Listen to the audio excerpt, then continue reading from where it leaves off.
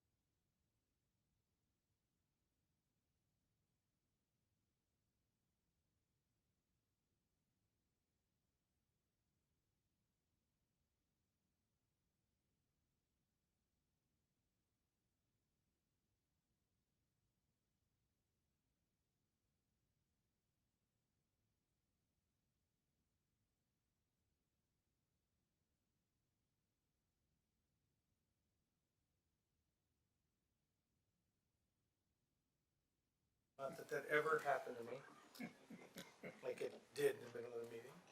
Put it over here. So we'll call a meeting to order and we'll do a pledge of allegiance and a moment of silence in honor of our troops. Let me look here. I think the last church I went to was Pastor Parrott. Could I get you to come up and lead us in the pledge and a moment of silence here? And so we usually do a moment of silence if you have any words you feel may be necessary. I can't control you. Right hand over our hearts.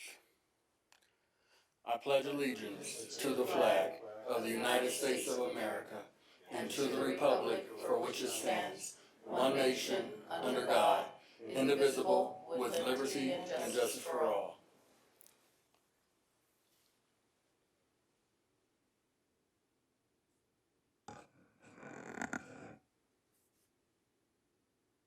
Thanks. Amen.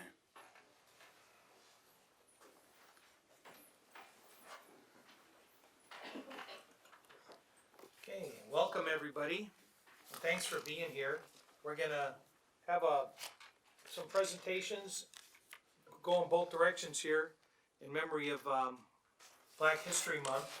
And we apologize that it's so late in the month. Just Mayor, it's not in memory of. We're going to continue doing this year after year. It's in yeah, recognition of. I know, you know what I meant. Okay, in recognition of. There you go. Thank you. Okay, I don't know. You didn't give me a script on that one. Okay, so Excuse me, Mayor? you and Milner of all people can tell what happens when you let me go off script. So Roll call. so I was trying to drag it out here for a minute. Give Richard that extra minute. Yeah, Really so slow. and so we're gonna have we have some proclamations here. JJ will go ahead and do this and help help with this. But I think that you're probably right. You probably just ought to go ahead, and Richard will be here momentarily. So, City Clerk, you want to go ahead and call the roll? Mayor Hoffbauer, Here. Mayor Pro Tem Loa, Councilman Betancourt, Here. Councilmember Creo, Here. Councilmember Bishop. Here. We have a quorum with the absence of Mayor Pro Tem Loa. Do we need a motion to excuse him? I don't think he's going to be excused. I think he's. Oh, okay. I think he'll just make an excuse. All right. So, it happens. So we all have many things that happen in our lives, and sometimes it just gets. Don't get excited. It wasn't him. No, I looked. I was trying to look around JJ. Maybe that was him. Maybe I better be careful what I say. So, but yeah. So sometimes life gets in the way. Sometimes. So, anyways, he'll be here momentarily. He assured me he'd be here just a few minutes. So, Mr. Murphy, our city manager, will. You want to go ahead and get us going here, and then I know we have a bunch of guys here and ladies here that, Pastor Parrott's here, and our Black Chamber, and a bunch of folks. Okay, thank you, Mayor and Council. I'm honored to stand here in front of and with many different great leaders in this community, from the African American community, representing both the NAACP, the Black Chamber, and other civic leaders and clergy who make a significant difference, not just in Palmdale, but in the entire AV. And I think it would be appropriate if I read the proclamation, because I think it really goes to the spirit of what we're here to represent and honor tonight. So, if I would. City of Palmdale Proclamation, National African American History Month. Whereas, through bravery, perseverance, faith, and resolve, often in the face of incredible prejudice and hardship, African Americans have enhanced and advanced every aspect of American life. Their fight for equality, representation, and respect motivates us to continue working for a more promising, peaceful, and hopeful future for every American. During National African American History Month, we honor the extraordinary contribution made by African Americans throughout the history of our republic, and we renew our commitment to liberty and justice for all. And whereas the theme of this year's observance, African Americans and the Vote, coincides with the 150th anniversary of the 15th Amendment, which gave African American men the right to vote. This amendment to the Constitution, ratified in 1870, prohibits the government from denying or abridging a citizen's right to vote based on race, color, or previous condition of servitude. Today, this guarantee is enforced primarily through the Voting Rights Act of 1965, an enduring legacy of the Reverend Dr. Martin Luther King Jr. and the Civil Rights Movement. And whereas this year also marks the 150th anniversary of the first African American to serve in Congress. In 1870, Hiram Revels, a Mississippi Republican, served 1-year term in the Senate where he fought for justice and racial equality. During his lifetime, Senator Revels served as a military chaplain, a minister with the African Methodist Episcopal Church, and a college administrator. But it was Revels' tenure in Congress that truly distinguished him as a trailblazer. He made history serving our nation in building He made history serving our nation in a building that had been constructed by slave laborers just a decade earlier. And whereas our great nation is strengthened and enriched by citizens of every race, religion, color, and creed. This month we celebrate the cultural heritage, diverse contributions, and unbreakable spirit of African Americans. We commend the heroes, pioneers, and common Americans who tirelessly fought for and firmly believed in the promise of racial equality granted by our Creator, enshrined in our Constitution, and are enacted in our laws. Now therefore I, Stephen D. Hoffbauer, Mayor of the City of Palmdale, on behalf of the entire City Council, do hereby deem it an honor and pleasure to proclaim February 2020 National African American History Month, and call upon public officials, educators, and all Americans to observe this month with appropriate programs, ceremonies, and activities. Signed this 25th day of February, 2020. I just think it'd be appropriate if we gave a round of applause for it.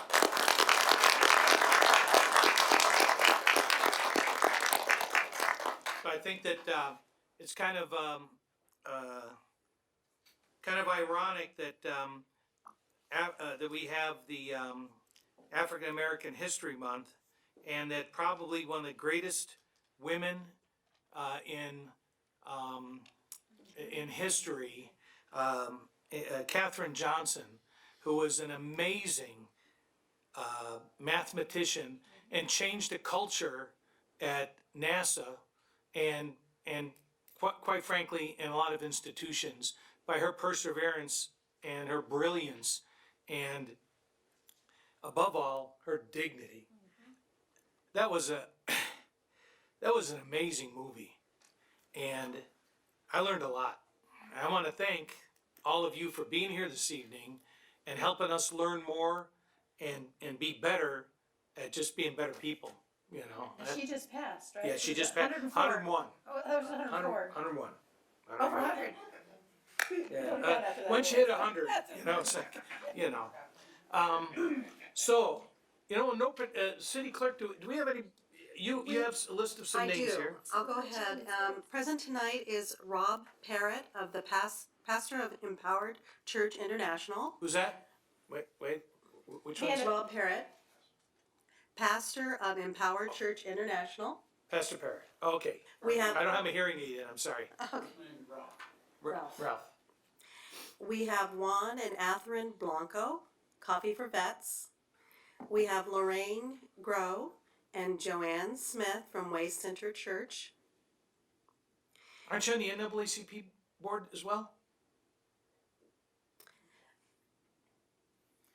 And we have Cedric White, who is the chair, and Arthur Calloway, who is the vice chair of the Black Chamber of Commerce. Great.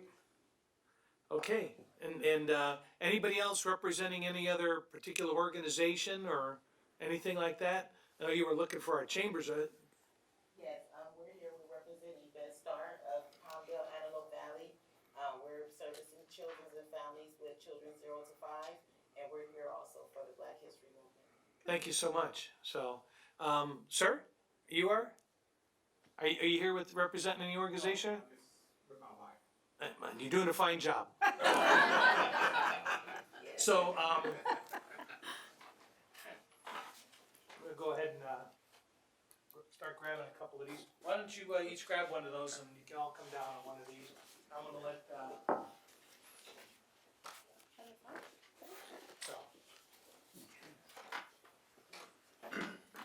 Pass this card. Yeah, I think you should take all five of them. You should get the picture. So I'd like to thank you, and I would like to especially thank you for inviting me out to your church celebration out there. That's it's always, like I told you, it's always boring going back to St. Mary's or some of these other churches sometimes because it's so energetic and just you guys just you know how to preach. I tell you what, and you do a great job. And anybody's looking for a good church. So is there something you'd like to share? I'd like to give you one of these to bring back and share with your congregation, but something you'd like to share, sir?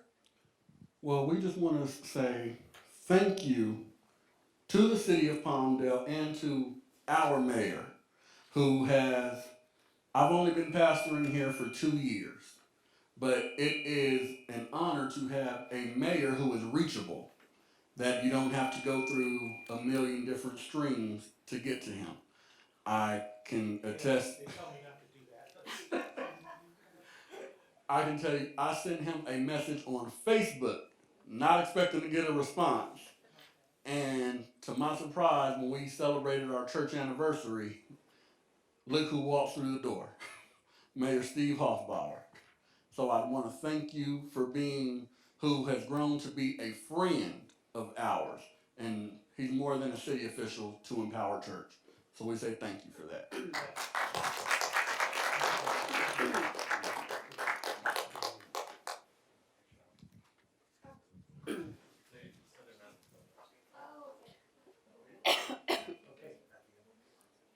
Okay. Yeah, we can do that. Who do we want to get? Juan and Atherine Blanco. Sure, okay. Come on up. I'm gonna share this with the council, so Okay. go ahead. Go ahead. Thank you for being here. Well, thank you, Mr. and Mrs. Blanco, for being here today. We appreciate you making the time, and it's great to recognize these months, and we'll continue to do this, making sure that people know how diverse we are, because we do have a diverse community, and this is just something that I hope shows that we care and that we are an inclusive community. Thank you for being here.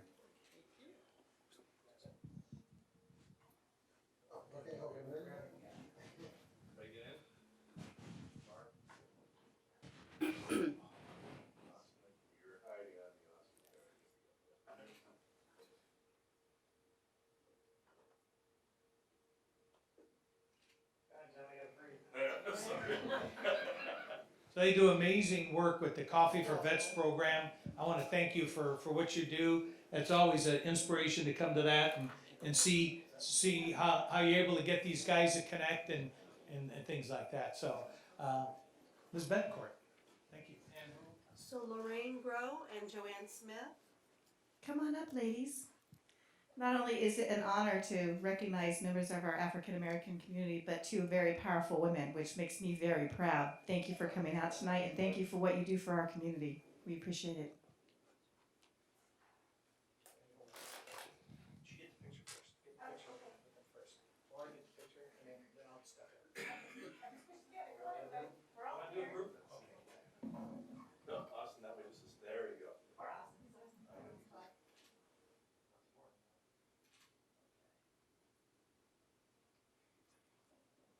I want to thank you also for being here and being here for the community and being here to represent. It's an honor to have you here this evening with us.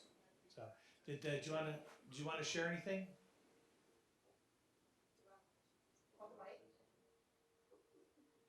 Get that all the time. I don't, I'm I'll sorry. call I you just- back here. I apologize for that. I just want to say on behalf of the Way Center of Truth, we're a small church here in Palmdale, but between my husband and me and our congregation, the people that we work with, we reach out often and we do a lot of different things in the community, and we appreciate being acknowledged. Thank you. No, thank you. We thank you. All right, being that you called me out that I goofed. Catherine, come on up here. Tell us about the program that you let your husband run. Now, I'm a married man, I understand that. Hello, everyone, and if you're veterans here, thank you for your service to this country. And what we do is Coffee for Vets. And we started out in Lancaster, Crazy Autos on Avenue I. We've been doing it now for 10, 8, okay, whatever that number is. That's how long we've been doing it. So veterans all get to come, no matter what branch of service that you're in. You get to come and celebrate and corroborate with each other, but we also provide a lot of services for them because veterans don't know that there's a lot of programs out there that they can take advantage of, and a lot of it is, it ends up being dollars. So they don't know, so they come and they learn. And I want you to know that Steve walks through the door often. That means that line that you guys talking about, an M, comes right across it. Doesn't matter to him, and he sits and he has breakfast and he talks and talks about what he's doing and shares and talks and just, hang out with the guys. So we thank you so much for coming over, and I'll be looking for all you guys to come over. Okay, thank you. What I want to say here is the ability for that group to connect with the veterans out there, and for a veteran of color to walk in and to have you guys there and welcome them with open arms, that's just really meaningful. Thank you. And I just want to say that we're there in spirit. Some of us have jobs that start at 7 a.m. and we are not allowed to go. So I'm a good steward of the taxpayers' money, and I'm where I'm supposed to be when they're paying me. I know. Well, we got all of it. That's like what happened with Richard tonight. He got stuck and with helping a client, but life gets in the way sometimes. So, Mr. Loa will be handling who? So this is great. I mean, these guys are working so hard to help empower folks in the community. And Richard, why don't you say something, and then I'll let them take it over. Okay? Good to see you, same here, sir. Great to have you guys here. Richard, go ahead. Well, I know you're very involved in the community, and I believe that you've also engaged in supporting the Sheriff's Department here in the city of Palmdale and engaged in many other activities. So in commemoration of this African American Month, I present you with this certificate to both of you. And, it's important what you do in the community, and the African American community, along with all of the other communities, make the city of Palmdale great. And you're making great contributions to help us get there. So thank you very much and congratulations. So, thank you very much. Thank you. Why don't you call it out? Hand him the mic. I already did. All right. Hey, first of all, we'd like to thank the city of Palmdale, the mayor, city council, and Mr. Murphy back there. Um, we, we have an event Saturday, the Black Chamber of Commerce and our nonprofit organization, AB Cuff. We're giving free shoes to elementary and middle school students over at the Leadership Academy. 44310 Harwood Avenue. Everybody's invited. We need volunteers. And if you would like to come, it starts from 1 to 4 p.m. But most of all, I would like to thank my brother Art for standing in the fire with me and pushing the Black Chamber of Commerce forward. Yeah. So thank you, and I just want to let you also know that on March 1st, there's a youth rally at Transplant from 1 p.m. to 5 p.m. That's to encourage everybody to go out and vote. So it's going to have actual high school speakers, 20-year-old and 30-year-old to get the demographic out and hopefully engage them so that they can come out. March 3rd is when, the actual protests happen. And I would like JJ to come up and take a picture with us as well. Yeah. So I think this is also important that you take a look at the professional standings, the veteran standings, things like this. It's that connection you're able to make with the other folks in the community. So thank you very much. So we could just put Bishop in front.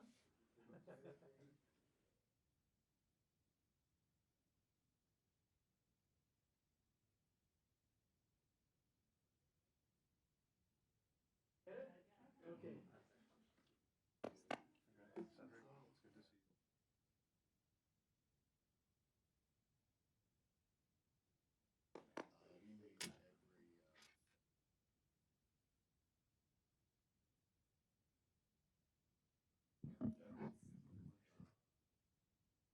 Yeah, there's all these meetings sometimes, and it just gets murdered sometimes trying to get to all these different luncheons and breakfasts and stuff sometimes.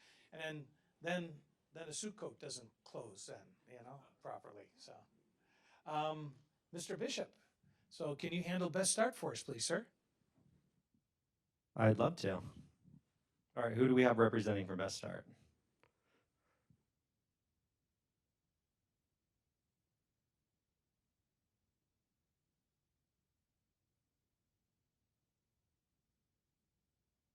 How are you doing? Hi, I'm fine. Well, I want to thank you guys so much for what you do, for being part of the community and representing the African American community. One of my favorite things about City of Palmdale is our diversity.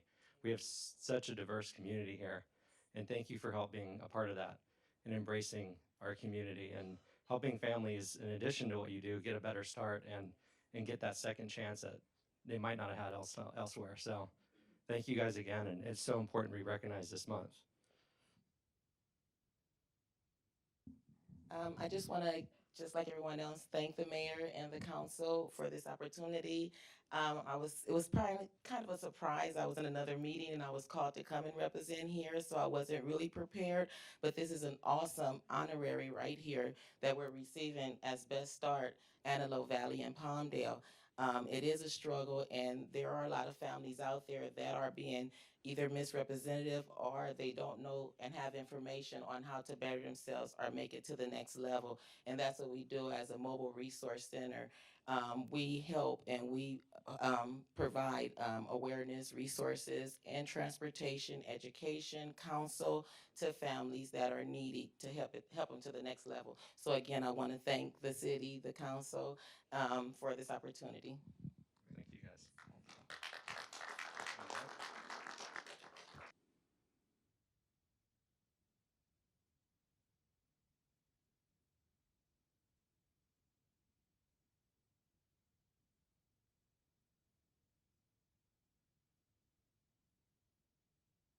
Wait, did you get what you need? Good. You get it? Very good.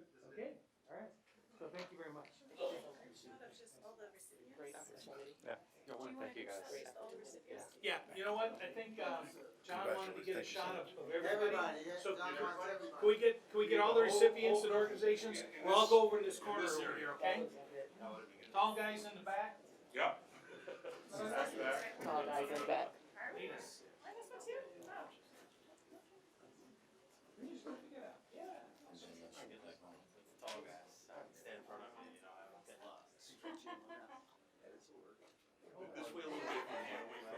All right. All right, Laura, I got you. You're good, you're good. Okay, everybody, right here, ready? Let me think about 3 of you, because they may get close eyes. You never know. 1, 2, 3. One more, so wait a second. All right, 1, 2, 3. Everybody else got one? You all good? Yeah, like a paparazzi. All right. Thank Y'all you. good? Thank you. All right.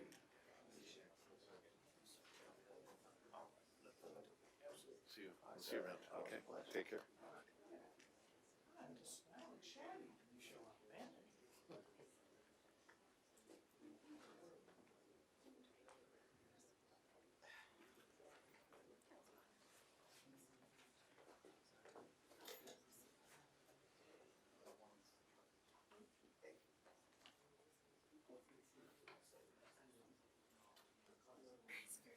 Good? Yeah, it'll warm. So I want to thank the council for helping with that. And I especially want to thank all the members of the community that came out to kind of help us with that and have a few words to say. We really appreciate what you do, and it really does make a difference in this community here. So No, it you guys are absolutely- making a difference. It does. No, it's nice to see all these organizations come out, seeing there's definitely a group of people that have been disenfranchised with the community, and these people are here to help them. So That's right. That's good. So the next item we've got is going to be a census update. So if you didn't want to sit through that and make sure you're getting to get counted, or you can stay. It's your pick. So oh, I thought Steve was leaving. He's moving up to get a better view. Okay. So I think at this point we're going to turn this over, Deputy City Manager Behan. And oh, okay. Thank you, sir. I jumped the gun. Public comments on the agenda item or non-agenda item. Was anybody that wanted to speak on a something that's not on the agenda, which is the census update or anything in particular that is on your mind? So now would be a great time to do that. Seeing none? We're moving on. So we're going to do the presentation now. Mr. Behan has got Nardi Lopez to help us with this evening. So Nardi, this floor is yours. Good evening, Mayor and Council and all the attendees that are here to hear this awesome presentation. And I have to say awesome because it has been a year of being engaged in Census 2020 outreach, and I have to say it has been a great experience. And so since I have had a great experience, I would love to be able to have you all participate in something that we, my census partners here, we do when we attend meetings about census to get us going and get us engaged. So I have handed you guys these little paper. Mr. Blanco, did you get one of these? Nope, I'm gonna take one too. So, I will be the leader, and you guys are the region. And so we need to be heard. And this is how we start, because this gets us going on why we're gonna make the AV count. So here we go. Who is the farthest? We are. But who is the loudest? We are. And what do? We count. What was that? We count. Okay, yes we do. So, here we go. Okay, so April 1st is Census Day, and that is a very important day. The census is a mandated count by the federal government, taken every 10 years. So we have the opportunity to make ourselves count every 10 years, and that is very important. It's for everyone that lives in the United States, regardless of age, sex, ethnicity, citizenship, or immigration status. Census 2020 is our chance to determine how our collective money and political power will be distributed until 2030. So the power of the census. The power is congressional representation, reapportionment, and redistricting. Money. There is approximately $883 billion that are distributed nationally every year. California, over 115 billion each year for schools, healthcare, housing, transportation, etc. So it is very powerful. Census funding. LA County, which is our county, receives about 7 billion every year based on census data. And the funding is critical because it's for programs that are Medicaid, SNAP, foster care, education programs, child welfare programs, Section 8, job training, transportation programs, other adult programs, and many more. And today, I am not the only one here that will be presenting. We have community partners that have been very engaged in outreach throughout the region, our community here, the Antelope Valley, Palmdale, Lancaster, etc. And so next, I would like to invite Carlos Botifo. He is with our Census Bureau. He is a partnership specialist, and he has been very engaged in working with community-based organizations as well as the cities in bringing census information and providing us with tools to be able to reach the community and educate them. And here we go. Carlos, please come up. Thank you so much, Natalie. Good evening to all. I want to share some slides with you, some information. In less than 3 weeks now, the once-a-decade population count begins in earnest. So it's getting very, very close. Now I wanted to share with you getting ready for a self-response, beginning with our, does everybody hear me, or do I need to get and stay close to the mic? Can I walk around? Maybe? All right. You wanna give the other one, so he's. IT So. guy Give you one, otherwise it won't end up on the recording. Oh, is it still up there? That's why we're getting the word. All right. Is this better? It's okay? So basically, this is our mailing strategy. On March 12th to the 20th, in between those days, almost all the households in the United States will get the invitation to participate in the 2020 census. Some households will also receive the paper questionnaire. More about that a bit later.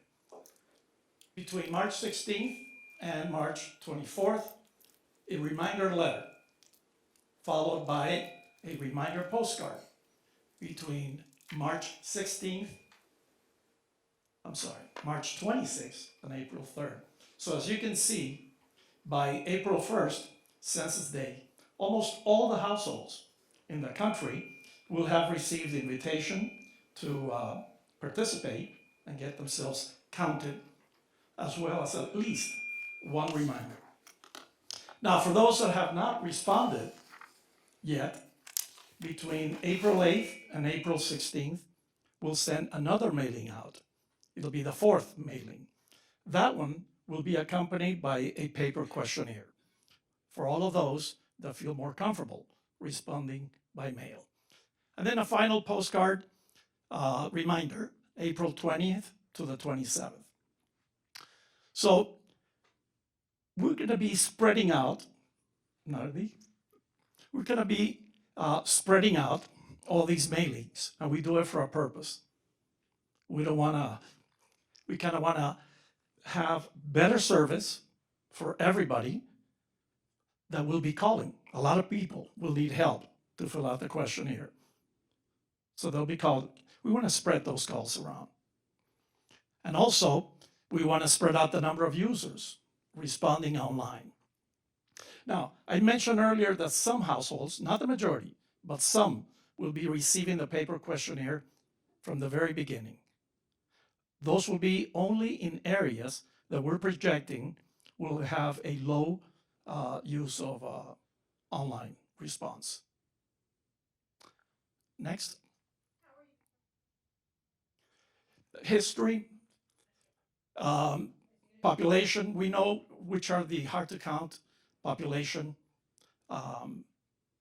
like immigrant population, elderly, people who don't speak the language well, and on and on. So That would be a special operation. Yeah. Now, this is the invitation letter that all the households will get. It's signed by our director, Stephen Dillingham.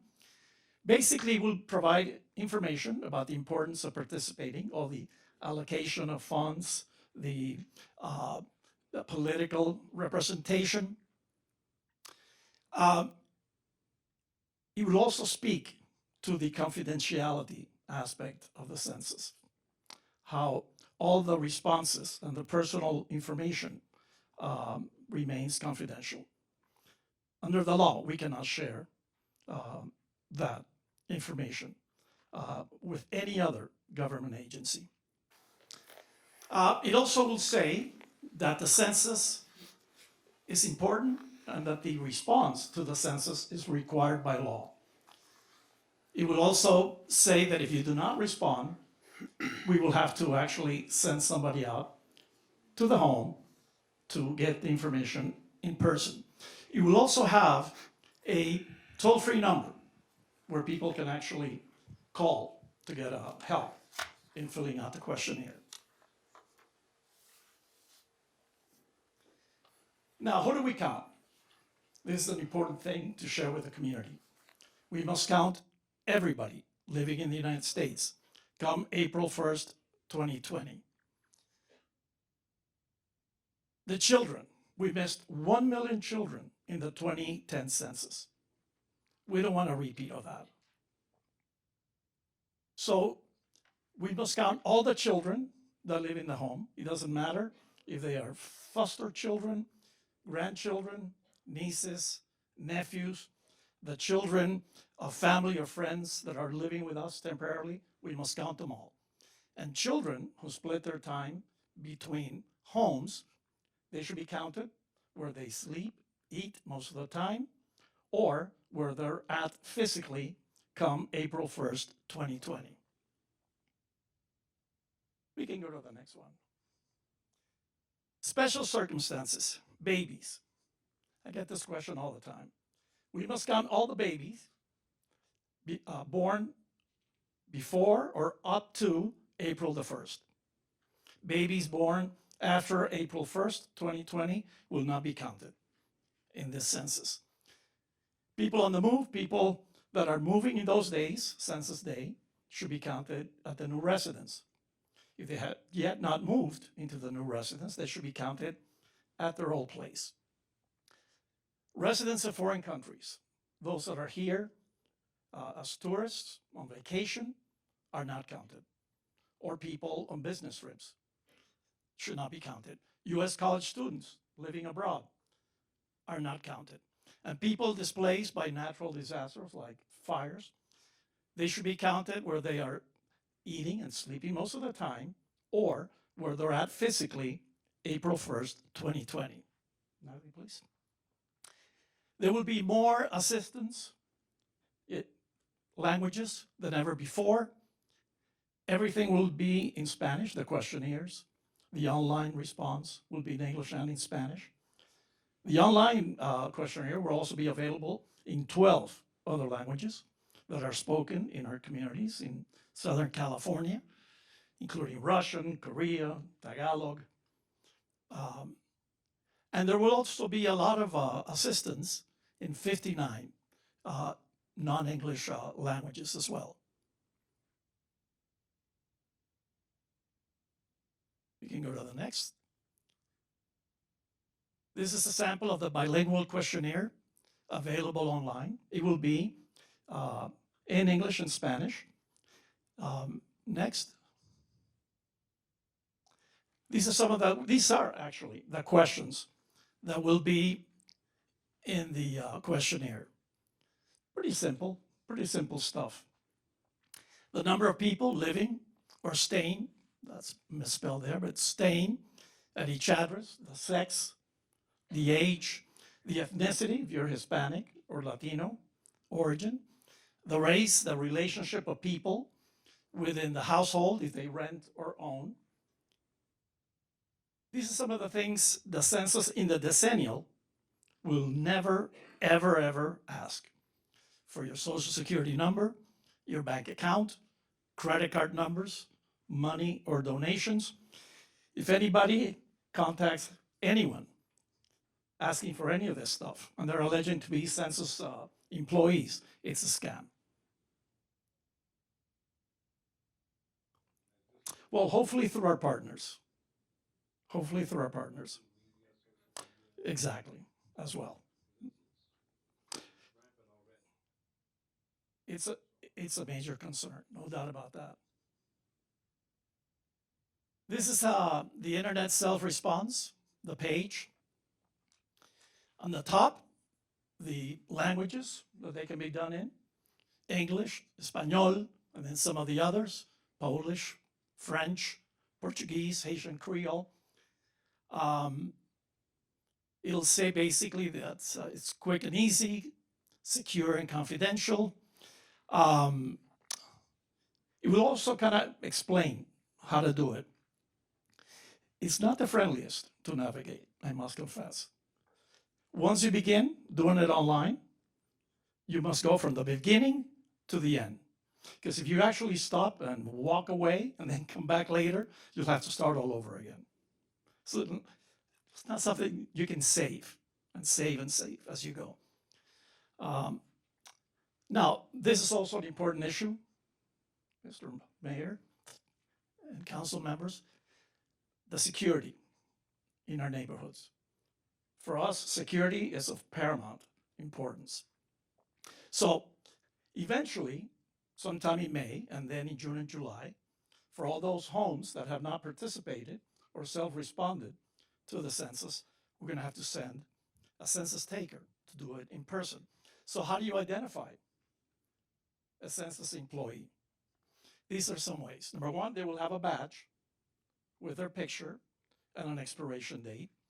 They will have a phone like this one with a census logo. Most likely they will have a bag, again, with a census logo and name. Now, if anybody doesn't really feel safe, feels something funny is going on, they can actually call the regional census office, ask to speak with a Census Bureau representative, and clear it all up. But as long as they don't feel safe, they should not cooperate. We're hiring locally, hopefully, people from the community that speak the language of the community, so that will help. We hope. That's going to be interesting. As a person who goes door to door when we have to do our stuff for our elections, probably 90% of the people in our community don't answer their doors. So that's going to be challenging for your census takers. Definitely. And they'll be back and back, but how many times, I'm not sure. Yeah. But it is extremely challenging, you're right. Yeah. It's When not easy. When you make that door knock, will you also leave a flyer? Because we have a huge commuter population out here, and some of these folks don't get home till 7 or 8 at night, and they're not answering the door after that too. So will you leave something for them that said, We were here. We didn't get your information, and you can either do this and we'll quit pestering you, or what? You know, that's a great question. I'm going to have to get back to you on that one. I don't think so, but I want to make double sure. It might be a good idea. With I'll these let you commuter- know Yeah. through Natalie, hopefully, in the next couple of days. If I may add. Please. So the census has partnership specialists in our community, but they also have job recruiters. And based on our involvement and collaboration with the job recruiters, we have been informed that they are hiring a lot of enumerators because they will be going out numerous times when someone doesn't respond. Yeah, but if they're working every single day down in Los Angeles, they're not getting home till 8 o'clock at night. Then if they don't know they've been there, then, I mean, you have to leave a flyer, say, hey, we were here, sorry we missed you. Give us a call when we can come back. It's called spinning your Yep. wheels, so. The one thing is that it's, because of privacy, Uh-huh. they don't have, they don't leave that type of information for people. What, to say that they were there? I have business cards stuck on, I'll have some when I get home, Yeah. stuck on my door, just from now. Because they're not going to call. I mean, if you keep missing and they don't know you were there. even the governor knows that we have the longest commute times in the nation here. So I would hope that our census folks would understand that, not waste a lot of people's time and creating, concern sometimes that somebody's banging on the door, too late at night. Well, yeah, we don't wanna put the census workers at risk either. It's something to think about, just like something that you got like this with the, Just hey, says we were missed here, you. give us a call. We don't think you've been counted, do this and we won't be back. No, I think it's a great point, and I'm going to get that information for you, because maybe I'm not aware that we may be leaving something like that. So before I say we're not gonna do it or we're gonna do it, I'm gonna make sure and get back to you. There's a lot of guys doing a lot of printing right now that could use the business after March 3rd. Yes. Also, we're going to be keeping track of the response rates on a daily basis. Congress recently approved what we call MQAs, Mobile Questionnaire Assistance. So in all those places that we see there's a low response, we're going to send our staff to provide assistance, and also hopefully to fill out the questionnaire, help people to fill out the questionnaire. So in Palmdale, be fantastic if you could perhaps, members of the community, give us ideas of places where people tend to congregate, where maybe we can go in our mobile units and do this, help people actually fill it out. In the driveway of the Starbucks at Rancho Vista Boulevard and Freeway. You catch up, start You at see? 4 a.m. It's a good time. So that's one right there. Yes. That would be fantastic. Are you guys gonna be doing the kiosks? Yes. Yes, we will get to that later on in the presentation. We will discuss the kiosk, and there are numerous locations throughout the community that they are going to be located. And as Carlos mentioned, for the census mobile action, I was contacted today in Right. that they are going to try and partner with some of those locations that already exist, the Census Bureau, to also participate in those to assist people with filling out their forms. Yeah. And just to end, you mentioned the homeless, that's part of our group operations, group quarters. We have special operations for that. We've been working towards that for a long, long time. What about the the hotels and the hospice facilities? Who's counting those? Well, anywhere where people live in groups, we'll go visit Okay. and do it there. I wasn't We down. count all the prisoners in the United States. We go to all the facilities. We go to all the assisted living facilities. Okay. All of the colleges and universities. Okay. And that's where we count the kids, not at their home, but rather where they live. So yes, that's part of our group quarters. And extremely challenging as well. Yeah. Yeah. If there's a way to do it at the park and rides, that'd be really good with all the commuters, all the people that come and go, even if it just raises awareness and tell them that they need to go home and do it. There's also a large population or a large number of people here that have their mailboxes that have been broken into. So I feel like they haven't, they might not get a chance to get the census in the mail. Well, any idea is welcome. This mobile operation begins March the 24th. March 24th.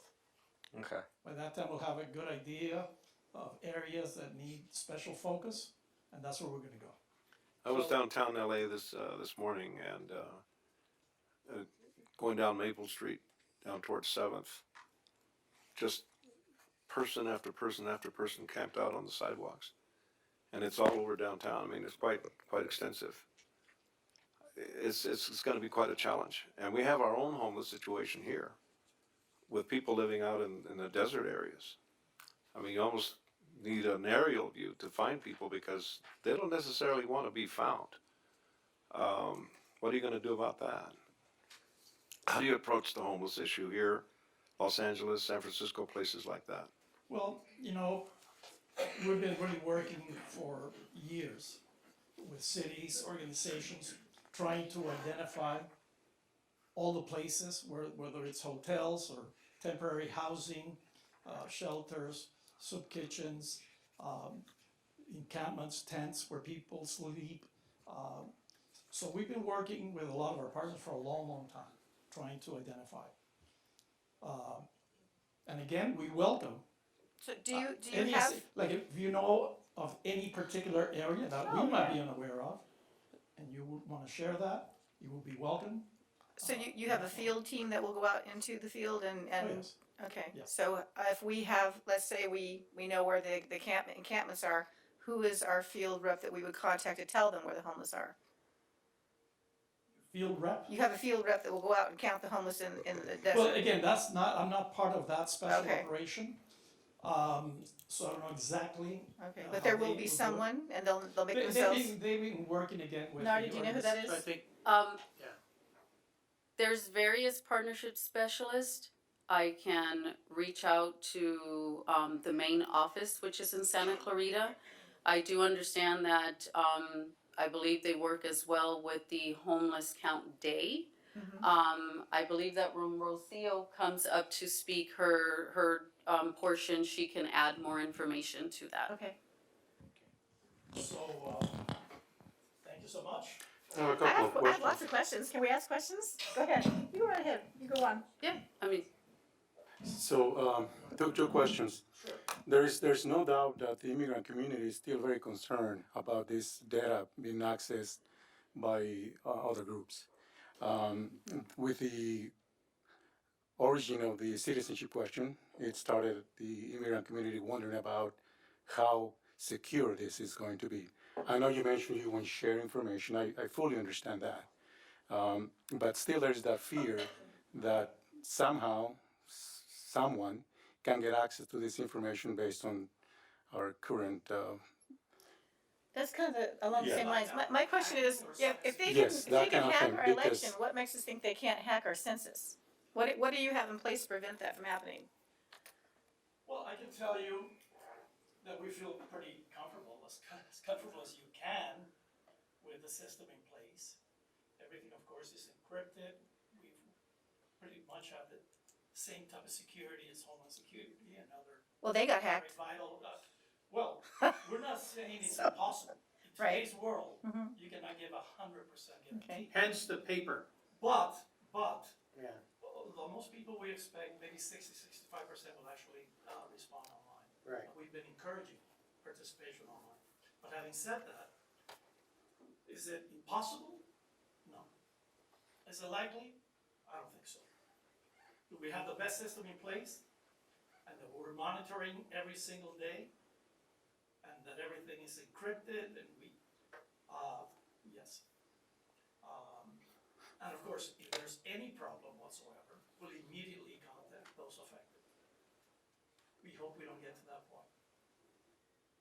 But it is a major concern. In today's world, it's a major concern. Doesn't matter if you're a corporation or if you're the Census Bureau. So essentially, we just have to trust the system that you have in place not to be Well, we're hacked. very confident in the system, and you mentioned hackings, but if you want to play the probabilities number, it's highly unlikely. I do. It's highly unlikely that something like that would occur. But again, we feel pretty good about where we're at with that. What efforts are you putting into trying to convince everyone that probability is very, very small? And maybe that would encourage everyone to participate, because we have to trust our government. That's what we are supposed to do. And given the federal things that are going on right now, I don't know if I can trust our federal government accessing that data for purposes of their agenda. Well, we know it's a very challenging time.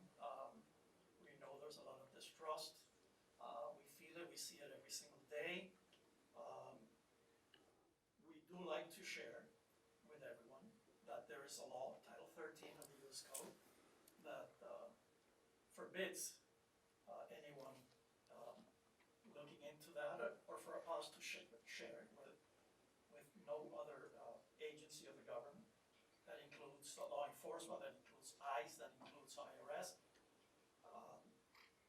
We actually can use data from every single source, but they cannot use ours. Okay. And that's protected by law. Now, in over 70 years, frankly, I have never heard or seen any violation. Or one case, I haven't seen one documented case of an individual or family that has been hurt in any way or punished by participating in the census. Okay. So, and I know the New York Times, Washington Post, et cetera, have done extensive investigations throughout the years and decades. Okay. And this is confidential for what, 72 years? It is confidential for 72 years. You know, that kind of came after Pearl Harbor, what happened with the Japanese internment. Okay. Of course, we didn't have a law at that time protecting our data. Right. That was passed in the 50s as a response, perhaps. And there have been a couple of efforts, perhaps, since then to access our data. And we fought it, and we prevailed after 9/11, actually. Okay. Well, one last question for me. I don't know if you have anything else, but some cities, including myself, been approached by groups that want cities to do a resolution in protecting that information, doing the best that cities can do to protect that information. I don't think that any city would have any access to that because that's all Census Bureau's information, and that's not going to be shared with any city anyway. But in a way, to me, it's just kind of symbolic to show that if we present it in the council, we would do our best to keep it confidential. But again, I know and understand that we would not have any access to it because that's Census Bureau information that is not going to be shared with anyone. So I just wanted to make sure that everybody hears that cities, including us, we don't have any access to that information. Is that correct? That is correct. Okay. And we're very aware of what's going on and the distrust and the fears. It's going to be difficult. It's going to be difficult. We've been relying on our partners, our so-called trusted voices, the churches, the schools, the cities, to promote our message of the benefits of participating and the confidentiality. In other words, no downside, but a lot of benefits. We hope that if the people hear it from their pastor, from their city officials in speeches, and through maybe newsletters and messaging and all of that, from their doctors. We partner with hospitals, community clinics, and on. So we have great partners, and we hope that the message gets through.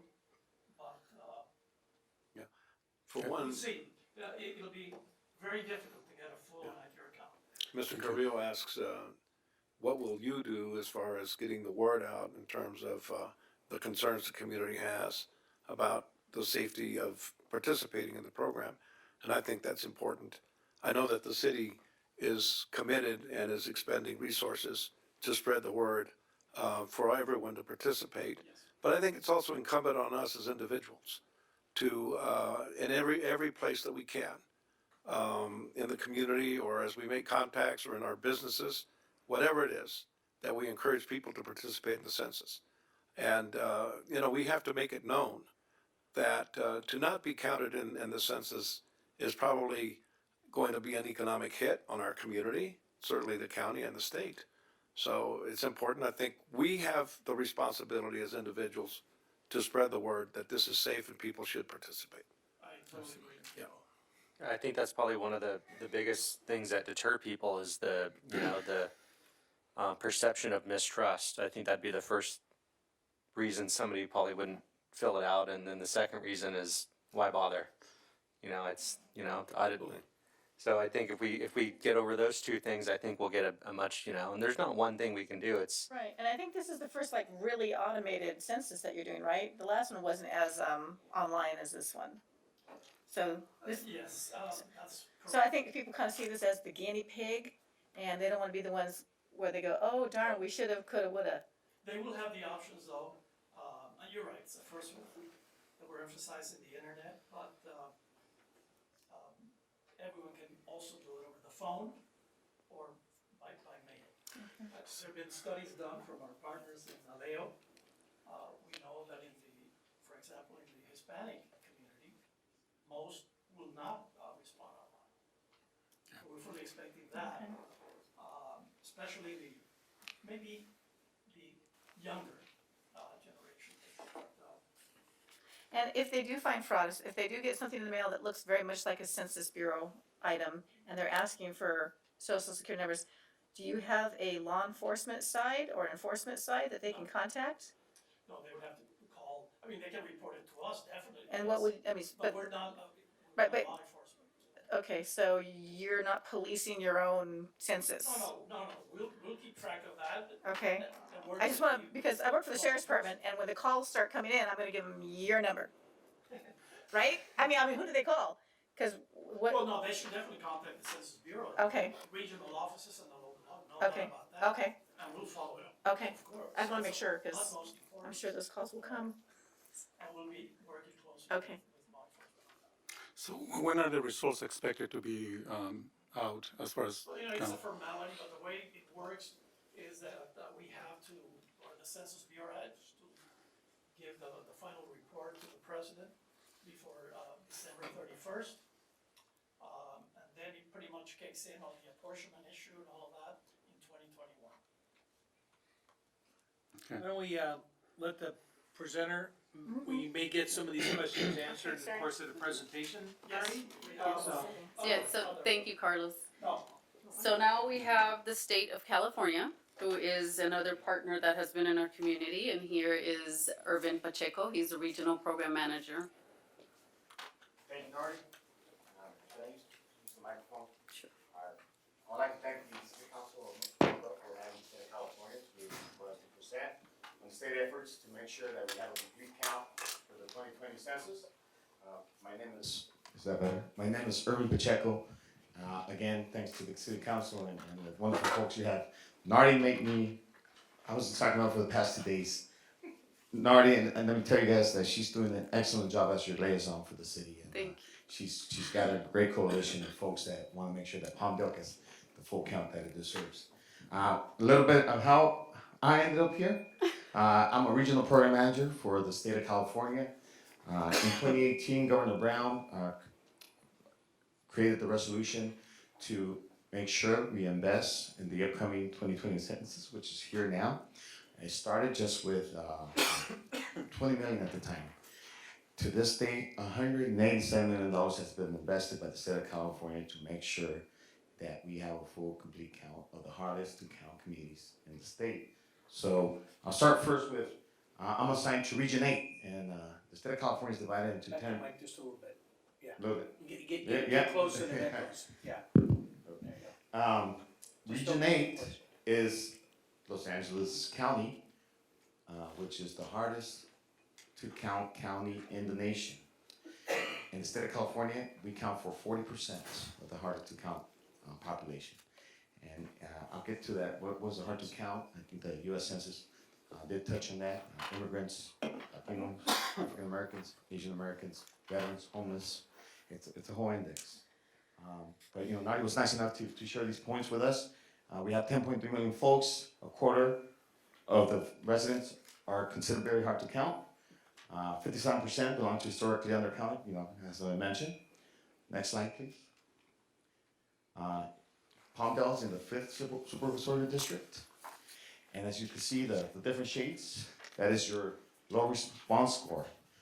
State of California, we have a SOAR, call it SOAR, which is our statewide online response. It's an online tool. We'll get to why this census is special, because it's the first digital census. So we are engaging this digital with online as well. And it is a tool for all of our partners to use.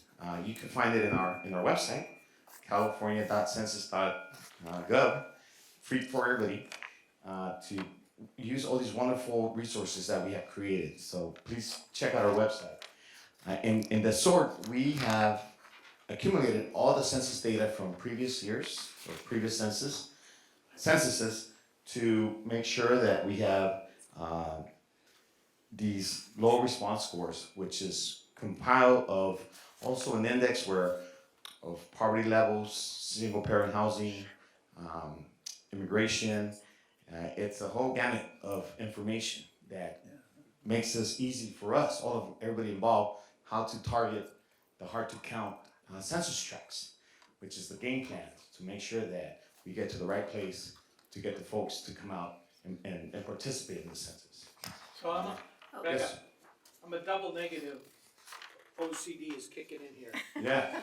No, Low that's, response scores, and then I've got very high, medium, low, and very low. I just want to make sure I understand that a very low means that it's actually a high response. Yes. Yes. Well, somebody should have read through want that. to very Exactly. But So- then also on that same graph, Yes, sir. one of the high, or very high actually, is Palmdale, the East Palmdale area, Yes. as a very high, low response. So that's a particular concern to us. Yeah, red means bad. Red means more work. Right. And so we're here. The state's here and the federal's here and our local partners are here to make sure that we turn that red into, into light yellow. Like, yeah. And we want to get to those resources. Can I move on to the next? Yeah, thank you. So, a lot of information from the county, and Nardi will make these available for the public, because I get to how the municipalities are going to play a vital role in this year's census. But as you can see, again, Covina, Lancaster, Pasadena, Santa Clarita, Los Angeles, Palmdale, those are the high target areas that we need to make sure that in Super Reserve District 5, they get the resources they need. Next slide, please. And again, this is just for the visual for the residents of Palmdale and the city council members to see again that Palmdale is. We want to make sure that our all hands come in and help. And I think that represents our commuter population, like we were talking about before, that we're just not home. I mean, people aren't getting home till dark, and then they're not opening their doors. So when they get home, they might get something in the mail. They go, oh, junk mail, junk mail, junk mail. So I think we are a different climate out here. And I agree with you, council member. And I like to think that there's always opportunity and challenges, right? Sure, yeah. So what this led was through the county identified Palmdale, and the municipality of Palmdale is working directly with the county, and they receive funds. We believe that Palmdale's council members in the mayor, you guys are the trusted messenger. You guys are the leaders. Everybody here is a leader. You guys are being activated tonight to get back to your homes and say, hey, Palmdale, we need to get the word out. And we're gonna make sure that everybody in my family partakes in Y'all are the census." deputized. Yeah, so, and then Nardi will share more resources of what is it that the county's providing them, not only funds, but there's an actual toolkit, right, with a script and resources and guidance to participate in this. It takes about 10 minutes to fill out the law firm, and I know that my federal liaison over there, he makes sure that he went through all the points. But again, to how we got here, 2018, Governor Brown, now with Governor Newsom, we did expect a lot of challenges. There was a study by the Legislative Analyst Office that kind of gave a forecast that we're going to have an undercount by 0.5%, which could lead to a loss of congressional seats. So, we already mentioned the numbers: $100 billion for the state of California in the next 10 years. Investing $187 million, we expect to make sure that we avoid any 0.5% undercount. I started in the fall of 2018 as this outreach team that has now evolved into sectors, media partners, regional administrative community-based organizations, at the statewide level, and at the county level. Back to Region 8, our number one partners is the County of Los Angeles and the California Community Foundation. with the Los Angeles County of Education. Between those three partners, the state of California has invested $20 million. It is our hope, and we're almost certain that this investment is going to pay its dividends, that Region 8, Los Angeles County, will not lose, but at least maintain accurate count. And with that, saving us all these needed services that we get. It was mentioned that, it is the first digital census. Folks don't trust computers. Folks don't trust government. This conference I just came back with, it was all of our partners in Sacramento. A big topic was misinformation and how to engage it. Like the council member said, if you find out by something in the community, you're just going to let the U.S. Census. You could also let us know. The municipalities could let us know, the residents could let the state of California know. We have a team in place that we have our state agency with Cal OES, everything from data breaches to misleading mailers. Okay. There was one circulating that was coming from some congressional stuff, and that was going to the homes. It's serious. There's a lot of misinformation that's going to come at you guys. It is your duty to let us know, or let the city know, let the state know, let all the partners know. We have a diverse population. For different reasons, folks just, and that's why the state invested heavily on trusted messengers. Naleo, Churla.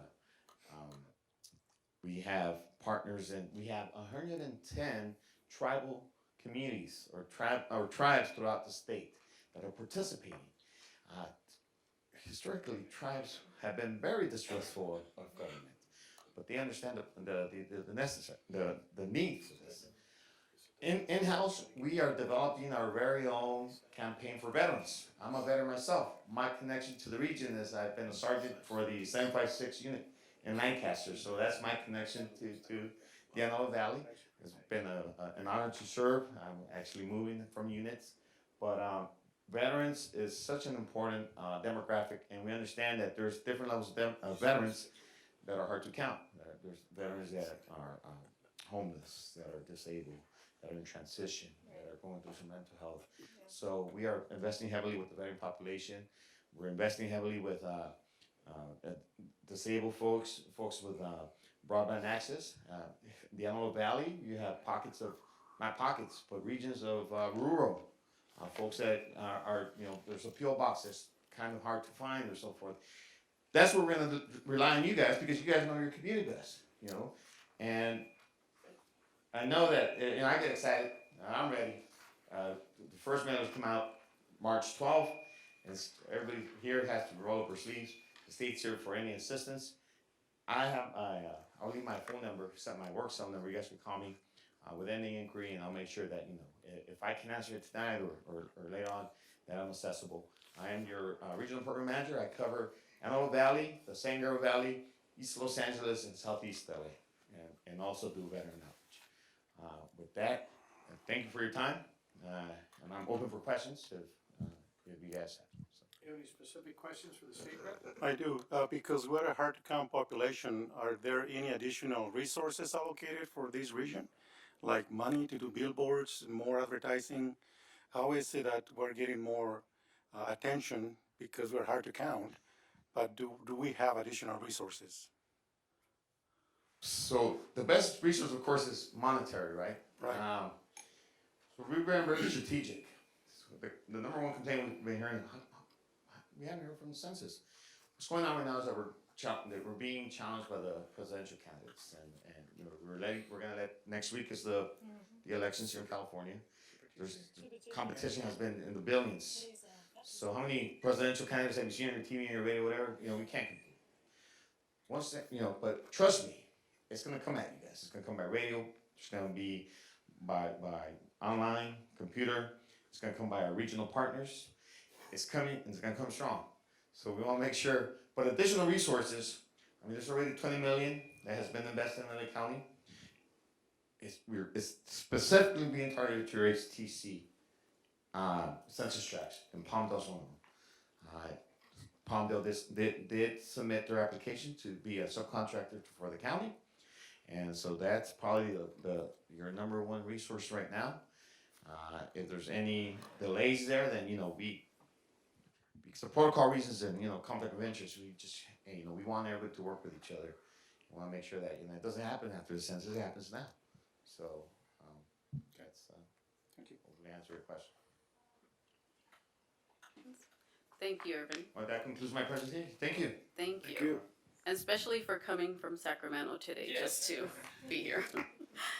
Now we invite one of our community partners here, local community-based organization that has been very engaged in census outreach and has really, dig their heels in and started census outreach in the last few months. This past weekend, they had a very good event.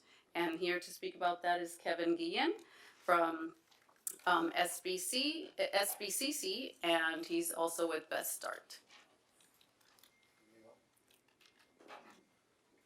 Yeah. See, actually, that mic is on. It's really for the TV. Oh, I got you. So you don't need that. So the guys were using it because they wanted to be by there. Thank you, ladies. Understood. All right. Well, I want to say thank you, the City Council, Mayor, Nardi, and JJ for the time for tonight. As Nardi mentioned, I'm working with Best Start Palmdale. That's our program here, but I officially work with SBCC Thrive Los Angeles. We've been talking a lot about information, accessibility, and trust. And taking all that information and condensing it in a way that's more simplified and also approachable is what we've been focusing on as an organization and as a program overall. So one of the major items that we thought we would invest our time in, which it follows a format we've been doing for almost 40 years, has to do with a conference format. And so when we approached Nardi about the opportunity of perhaps having a census conference, we thought, okay, that's something that would work. Now, what's the dynamic?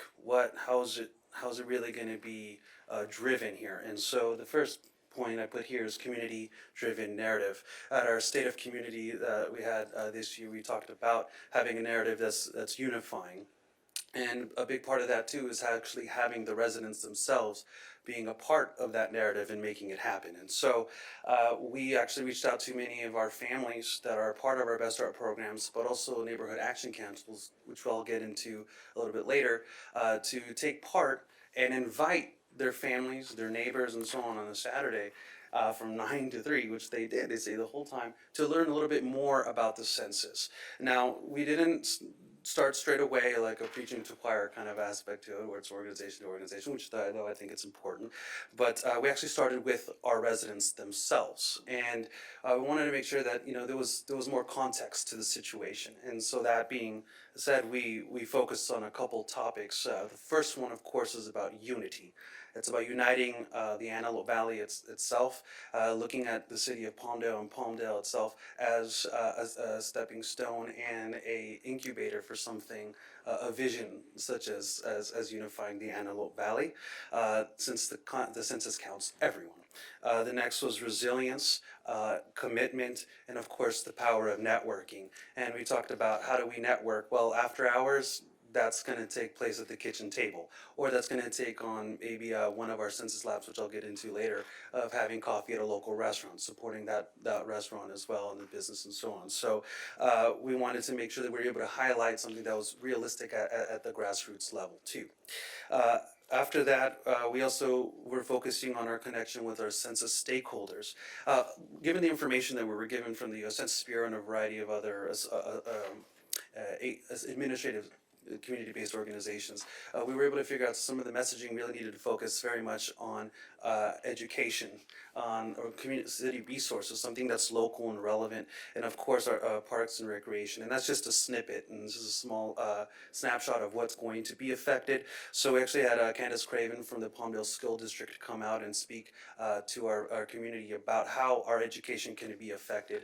And that seems to be, statistically speaking, the #1 messaging vehicle for getting parents involved.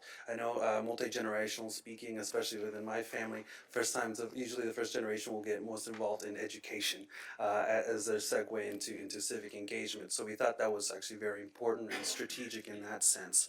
Also, we had Regina Bradley from Los Angeles County Parks and Recreation talking about how parks and recreation can be affected. I know our families need resources and they want to be involved during the summer months as well. And I know Dominic Masari, for example, is a great opportunity to showcase where we can be successful in the community in that aspect. So it was something that really stuck with our community members. And of course, we had the wonderful Nardi Lopez speak about the city resources and generally how they are affected. After each one of these after each one of these segments, we actually were asking questions from the residents themselves. How can you support our Palmdale School District? How can you support our Parks and Recreation, and how can you support the city of Palmdale in getting that information out? So we do have some content that I'll be showing as the months come, or the weeks come, excuse me, on exactly what is some of that feedback. But I do have some commitment cards here that I'll get into maybe one or two examples of how the residents themselves are looking to get this message out. The next, of course, is about education and we can go back. The next item was education and collaboration for a complete count. So we did have the U.S. Census Bureau come out. I think Carlos Botifol was kind enough to come out, give a full breakdown of what is actually happening in the U.S. Census. What is the background on that? And we also had resource allocation from NALEO. They are the National Association of Latino elected officials, and through their educational fund, they're actually able to give people a little bit of background on that. We had a variety of people standing up and taking pictures of PowerPoint presentations, asking questions, and really asking a lot of similar questions that you're all asking here. So that was very useful. And also the census and voting, how are they connected as well? You know, I know you guys do a lot of work, and so we want to make sure that they understand how is it they can be civically engaged and not forget the connection in that aspect. We also had a job recruiter, a census job recruiter there. So off the bat, not only are they learning about the U.S. Census and saying they can work on it, well, here's someone you can connect to right away and go ahead with that. We also created filters and had some social media engagement or hashtags as well, but we looked, that's just the beginning. Our hashtag is hashtag make the AV count. That's part of that community narrative, and it's consistent with what we're looking to get as far as a story in Antelope Valley, as well as our podcast. We actually had a couple, wanted to start something different. We wanted to capture the stories of the residents themselves, that whole narrative aspect to it. So we actually had someone from our organization, SBCC, come up into Wilmington and set up a podcast station, and we had some of our officials here. I believe Nardi was on the podcast, and Candace as well from the Palmdale School District, and some of our residents talking about their census and their commitment. And speaking of commitment, I actually have a couple here. I'm not going to read them all, of course, because we'd be here all night. But I do want to read one, if that's all right, with you all, so you can kind of get a background on this. So it says, "I commit to sharing information with my family, friends, and community by educating them on the process, what the census is, what it can do, and what it would do for the next 10 years. I can share the information on video, social media, and at schools when they have parent meetings, principal meetings, and volunteer time to being an advocate. I can even share it at churches or at supermarkets." So I think that's something that's pretty relevant, and again, everyone that has attended, the majority of that have attended, and everyone who's involved in this are actual people who live here, who work here, or have family that are working down below. So it's kind of creating that link. I know there can be a disparity there, so we're urgently working towards that to make sure that we're not missing anything there. And How many people did you have show up at this? we're around almost 200 people, and we also had 70 children as well, and childcare. So that's the other part to it. We realized that it's kind of difficult to get out. You have your kids to take care of. So we actually did have child watch from 0 to 12, and they were kind of separated and had their own activities, census-related activities, and we also had them come up and do a little performance about why we all count in different languages as well. All right. So I commit to it. Those are some of the commitment cards that I'm holding here, but yeah, so I think I already read those off. So the next item is our neighborhood action councils. We've had our neighborhood action councils here for a couple of years already, but pretty much what it's focused on is really about improving the quality of life. It's resident led. Usually, we find a couple of we get encountered by some residents here in the neighborhood that have a specific issue that they want to take on and be civically engaged on.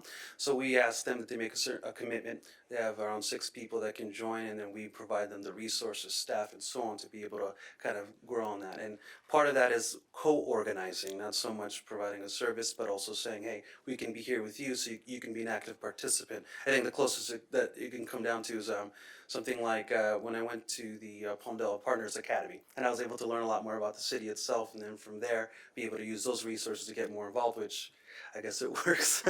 So that's definitely something that we're working on to build up. And so again, that's a community-led complete count. That's where we're working with neighborhood action councils. I think if you can go on to the next slide, and I can go back.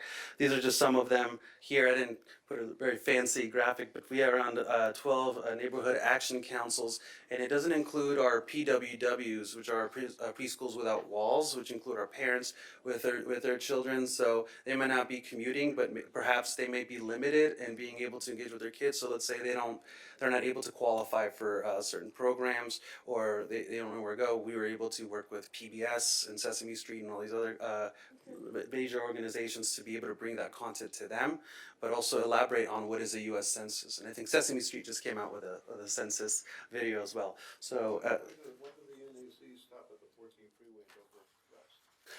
These are actually, this is kind of the cutout map, but for the majority of the residents that we've encountered so far, these are where the neighborhood action councils have been. They're spread out across the Antelope Valley. We're not limited to West Palmdale, but that's something that we would look to grow on. Sure. So Maybe we're just not showing the map. Maybe he just did a snapshot of that section of the map. Is that what happened? Or is that all there is? That's just a snapshot I have of the map. And mind you, that's not all. Are there any NAC locations west of the 14th Freeway? I do not believe so at the moment. Yes. So it's not just a snapshot.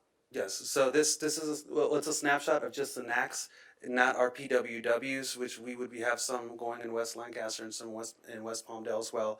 And we also have our Best Start programs too. What makes me believe that there's more is that they're alphabetically lettered and there's a lot of letters missing. Which Well, means he just told you that there aren't any west of the 14th Yeah, Freeway. he specifically asked that. I understand that. Sure. What I'm So, saying. so my apologies. I don't have a comprehensive map of all the neighborhood action councils or the PWWs for tonight. So I can be more than happy to provide that for you. Yes. That'd be helpful. Yes, of course. I would be more than happy to provide that for you. So. I'm endeavoring to get the hard to count community, and I think that's extremely important. Yes, sir. We also need to pay attention, and this is to all the officials here from the Census Bureau. It's important that we get the people that are not so hard to count, because people are busy, they have their jobs, they're involved with their kids, they're doing whatever, and maybe need reminding too, to get involved in the count. Oh, definitely, and we don't seek to limit ourselves in any way or form. What we're looking at specifically is where most of the work probably is going to start, and where we're having the most collaboration and resources, so we can build the quickest there. But of course, we're not limited to any one side of the valley itself. When you're doing these podcasts, are you reaching out? Are you reaching out to maybe some of the local pastors, some of the other community leaders in there?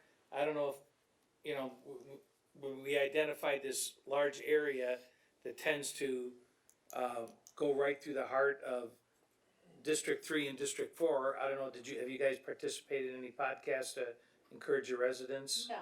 So maybe that might be a resource to look at as well, because leaving politics out of it, we're the ones that get the calls. I honestly don't know a single person in my life, truly, that listens to podcasts. I know of no one. Well, and I know a lot of people. Don't get me wrong. Right. I know of no one that listens to podcasts. Well, the interesting part about the podcast is everybody you know still got a flip phone. That's the problem. Well, the podcasts themselves are actually kind of a kickoff from the actual conference itself. It was an idea that we started. We wanted to go ahead and be a little bit different on that day. The information itself, the important part is the content. The content itself can be shared in a variety of ways. I mean, we still have radio, so we can still take those snippets and put that on radio. We do have our social media, and we overlap that over pictures or video that's happening, so that Make works. sure you get us those links so that we can share those as well, because all Definitely. 5 of us up here have got pretty extensive social media follower. Definitely, yes. I would be happy to more connect with you guys. Yes, on that. The other aspect to it is, I'm sorry, going back to we're going to be working on census labs. This has to do with working with our neighborhood action councils and getting information to them, educating them as well. We were going to be asking a lot of our residents who maybe are afraid to apply online, if they do have the physical copy themselves, they can come into one of these census labs. We can give a little bit more information. We all were trained through LA County and through NALEO and a couple of other already established administrative CBOs. So we'll be providing that information for them, and they're able to go ahead and work with them and fill out their applications.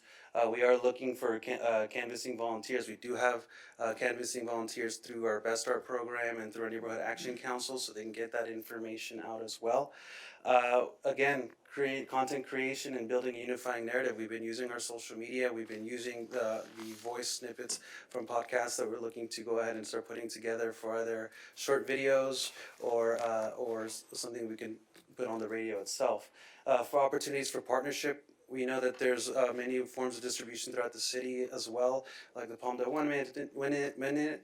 Palmdale 1 Minute, the Palmdale Connection, also a radio station. So we want to be as creative as we can. I know that this is something that could be new for a lot of residents, but it's also providing an opportunity to try new things that haven't been done before, given the fact that everything's on technology as well. So, yes.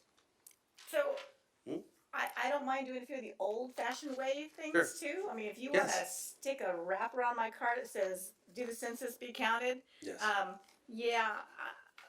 I'm not big into social media. I don't have an Instagram. I don't have any of that stuff. I have no desire to. And a lot of my You still got constituents, a dial phone. I actually do. And he's seen it. Oh, jeez. So, haven't you? You've seen it. So I do have residents, elderly residents in my district that have no use for social media whatsoever. They don't have a computer, nor do they have a cell phone. And you know what I'm talking about. Yep. So there's a lot of elderly people in my area. They need to be, when they go to Walmart or go to their doctors, they need to see a sign on our street that says, Yes. "Don't forget to be counted." Yes. I know other cities, they've wrapped like street lights and city cars and all kinds of different things. We were talking about this, Nardi. I see nothing as I drive through my city that says, "Participate in the census." Unless you're wearing a t-shirt and someone's staring at your chest, the word's not getting out to a lot of people.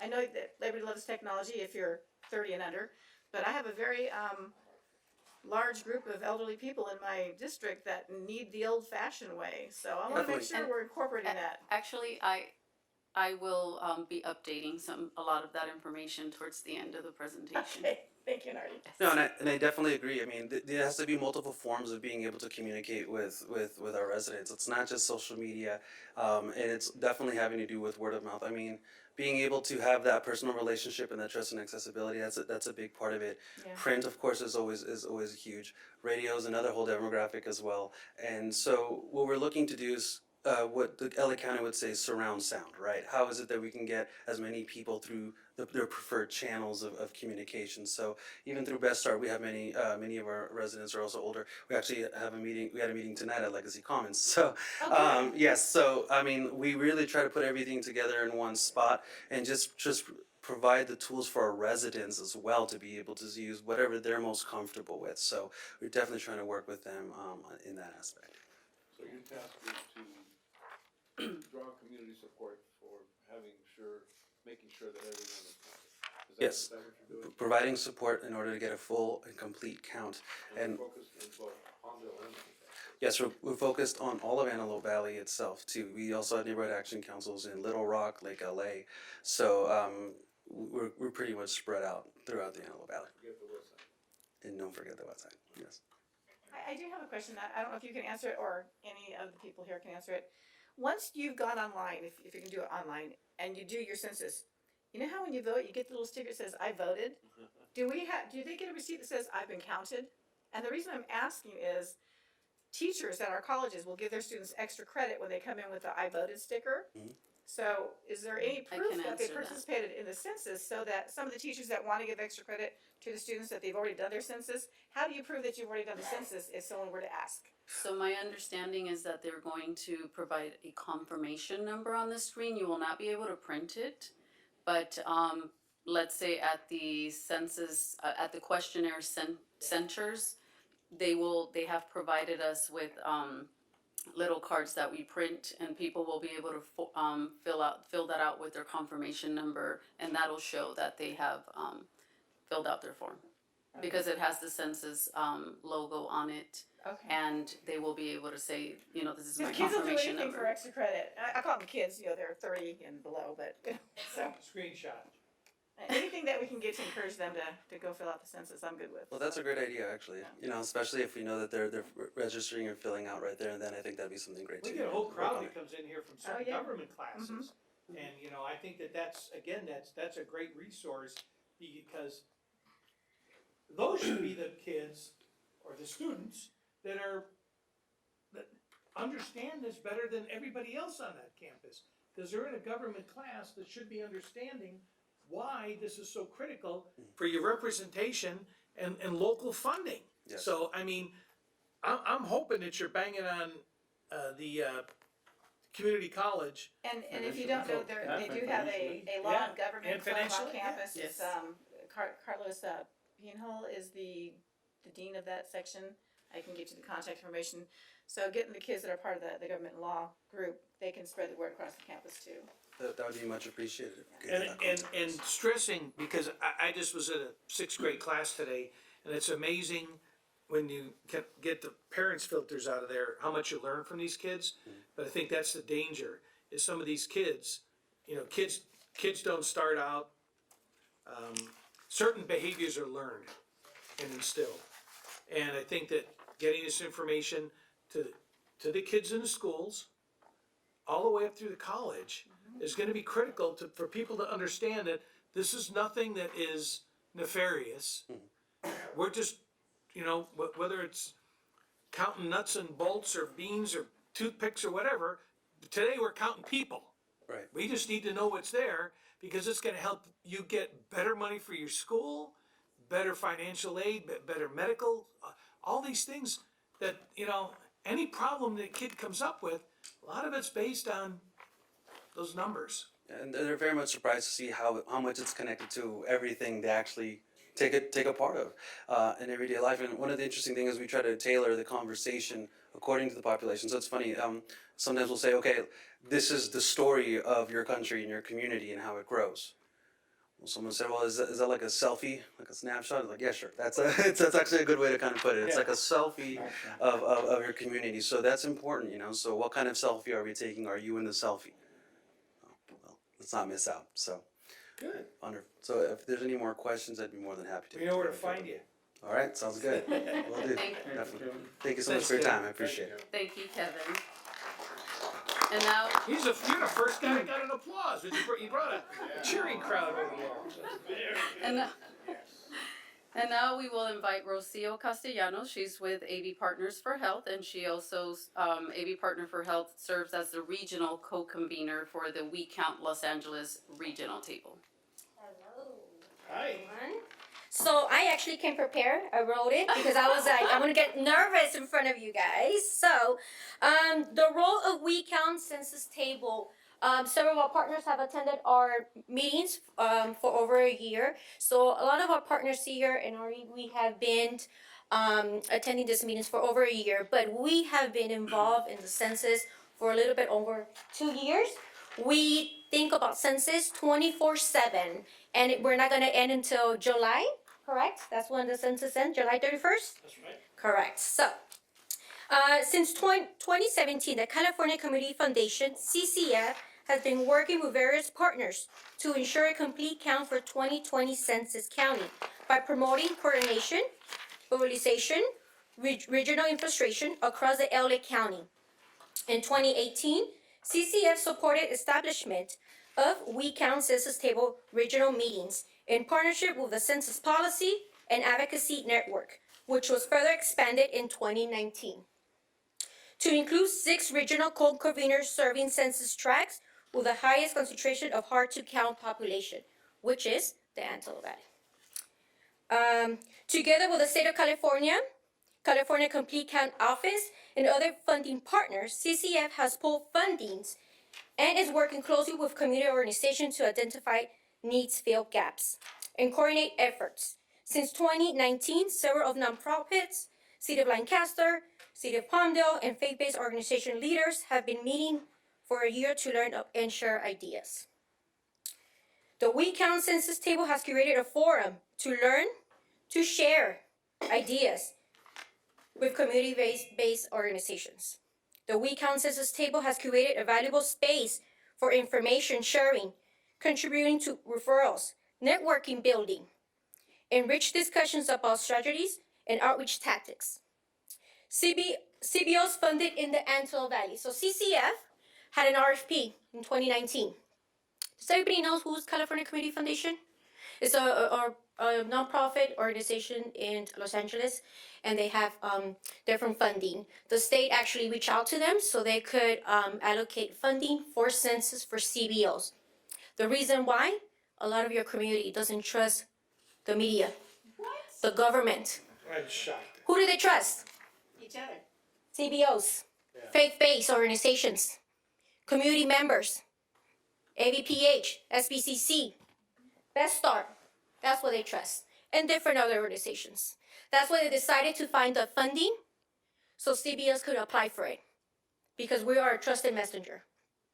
So in 2019, California Community Foundation funded several of CBOs to support census outreach in those hard-to-count population.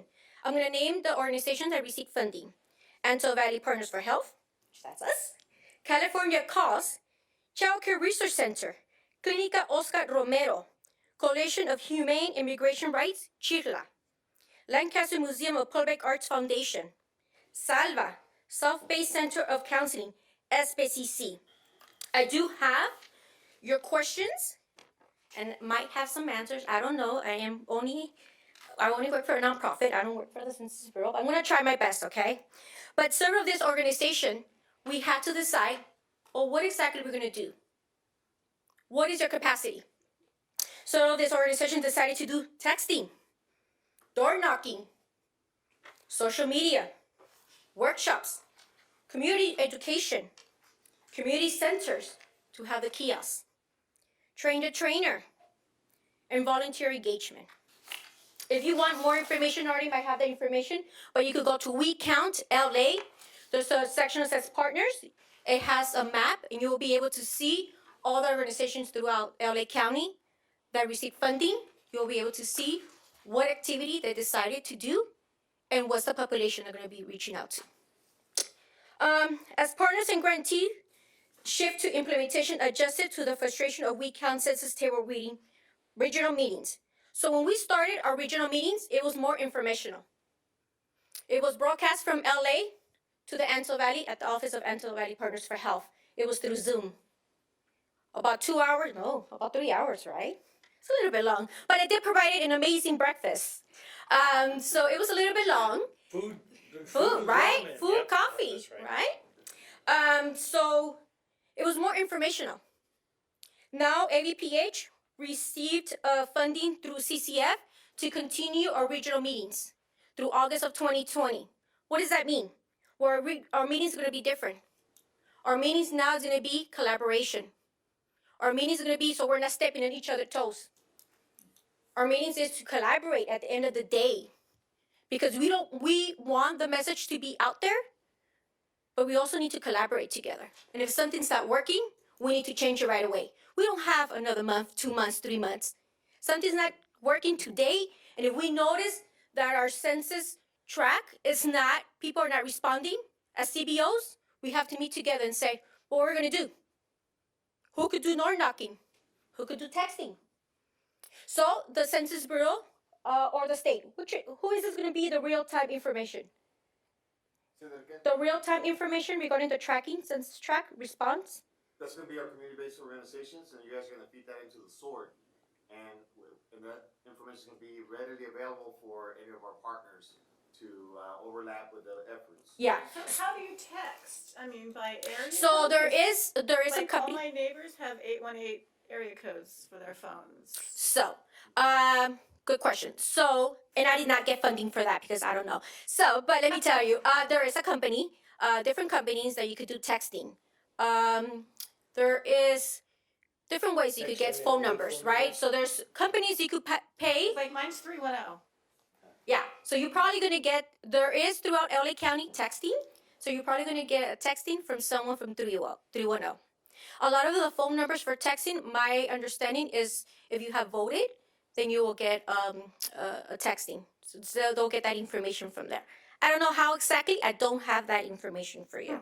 That's something that AVPH decided not to do texting. First of all, because it was too expensive, and we're nonprofit. But we are going to be doing emails. How do we get people's emails? Well, we attend outreach events.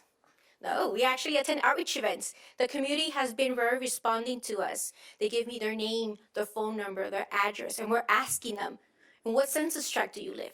And are you planning to complete the census? After March 12th, our question will be asking them, have you completed the census?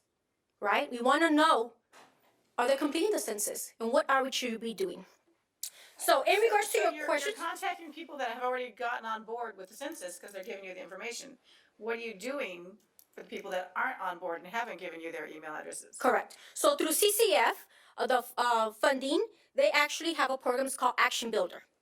We are inputting all of our information that we're collecting right now. Action Builder will actually give us a map, like the way Kevin gave us, show us.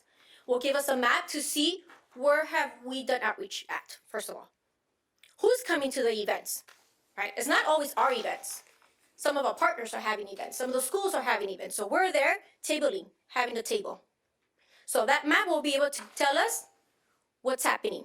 Also, there's going to be a real-time map from the census that will be able to tell us this census tract is not responding as well. What does that mean? As CBOs, we need to go and do some outreach. Who could go do some door knocking? Who could do some texting? There's a school nearby. Can we do a presentation? Will the school allow us to pass them some flyers? Can we have a table there? And that's going to be our job as CBOs. I'm going to answer some of your questions, so you will have some questions for me first. You want me to try your... Okay. So regarding door knocking, I know you said that there was no door knocking after 8 or 7. I don't know how CBOs are going to be doing that. I know the Census Bureau has a time night, like a time frame. When they no longer could do door knocking. But CBOs, my understanding, they're going to be leaving like some door handlers in the doors. Okay, I don't know how they will look. Every CBO could create their own. CCF, they provided a social media tool. It's a website where we could get some information there. One of the things they want us to do is use our logo. So we have a logo that says We Count Antelope Valley, We Count Palmdale, and We Count Lancaster. I did like the idea regarding incentive. Everybody likes incentive, right? That's why I get donations, because everybody likes to come to my table because I give them free stuff, right? So one of my ideas as a CBO is to give them a button. You know, so when you go and vote, they give you a little sticker and you post it on Facebook, and everybody wants to be proud of that. That's right. So what are we going to do? We're going to purchase some buttons, and you're going to say, We Count. We're going to ask them, have you completed the census? If they say yes, we're going to give them to them. We're not going to question them. We're just going to give it to them. That's to encourage them. Everybody, the children, everyone. Okay? Kiosk locations. So the LA County has a map of all the kiosk locations in the Antelope Valley. The last time it was updated was in June, July, if I'm correct, 2019. They're updating it because some of the requirements to have a kiosk has changed. What is a kiosk? What exactly does that mean? There is no funding to have a kiosk in your center, your library, or your organization. What does that mean? As a CBO, you need to provide a laptop, a computer, or a tablet, and you need to be open and available. So I hope the county will come out with a list that we could refer our community to those kiosks. As when we've been doing outreach at AVPH, several of our community members have said they would like to come to AVPH because we're a trusted messenger to complete their kiosk there. Okay? How many kiosks are there gonna be here in Palmdale? I don't know. I know the library, some of the schools. The Palmdale School District has registered 21 of their parent centers to be kiosk locations. The city has 2, which is our library and Legacy Commons. The Palmdale Aerospace Academy has registered as well. Learn for Life, I believe, has registered 2 of their locations. And there are several CBOs that have registered as well. Has the college? I do not know about the college. I know the county has several facilities within our valley, so they've registered them too. The last meeting that we had, I heard there was about, I think, 1,000 something registered throughout the county. But the state did provide some changes Correct. as to how they could be set up. And so that kind of has delayed the the launch of them. So we have a meeting coming up this Thursday, where we will hear how many, continued with the desire or the capability of being a kiosk versus the ones that weren't able to meet those new requirements by the state. What about the West Side School District? We did reach out to the West Side School District. I haven't seen any of their information on there. I know the East Side School District did, the Lancaster School District did. And those are the ones that I've heard from so far. So you made the same effort in Yes. contacting West Side School District as you did for Yes. the Palmdale School District? Yes, yes, You did that yourself? yes. We're gonna put these at the, the recreation centers? The recreation centers, no, as a city, we have the library, because there were certain requirements we had to meet. We had to meet that, there was ADA accessible, that they were in a location where bus stops were close by. It was a packet Yeah, this thick. we And we only had 1 week to respond to see if we have the capacity. Yeah. So it wasn't enough time for CBOs or faith-based organizations to get all that in compliance. And it honestly. also, there's requirements for IT as well, because there's privacy issue, that we have to meet. So we have to have it in a certain area where there's not a lot of people around, that people could see people's forms being filled out. You need to have someone there to answer questions, so that was also another concern. Some CBOs don't have the capacity to be open all day and have someone there to answer questions. So schools were a very, one of the prime locations, because parents trust the school their child goes to, and they're there during regular But if we're hours, not getting a etc. response from the school district, why would we not go to a rec center that's got emergency power, it's got IT, it's got all these little rooms, it's completely ADA accessible, and we have a major one on the west side, a major one on the east side, as well as the library. I mean, it's easier to get into Oasis Park Rec Center than it is our cultural center, quite frankly. So, Well, and then you've got the sheriff's department too. That's pretty secure and. Right, the Worksource Center, I believe, has registered because they're under county, so there was a lot of, there's a map, actually, I can provide it, once we have our meeting on Thursday and find out what, the outcome is of the ones that stayed on and ones that didn't. They did create a map where they're populating them, and it does show, where they are. can we get that copy as soon as it's available? Sure. Correct. And the last time it was updated was June, July of 2019. Yeah. And so now that everybody has to, I want to say like reapply to see if you meet the requirements, they're going to come up with a new map. But correct, we do have a meeting this Thursday, and we're so excited. So in regards to census information, I do want to let you know the city will not get names, phone numbers. You will get demographic or response rate. It's a calendar. Invitation, so regarding receiving mail. So we do understand there's a big issue regarding people are not getting their mail, or they're breaking their mailbox, and it takes a while to get it replaced, correct? So that's why CBOs, they come in to do outreach. So it's different locations, not only the east side, Not only the hard to count.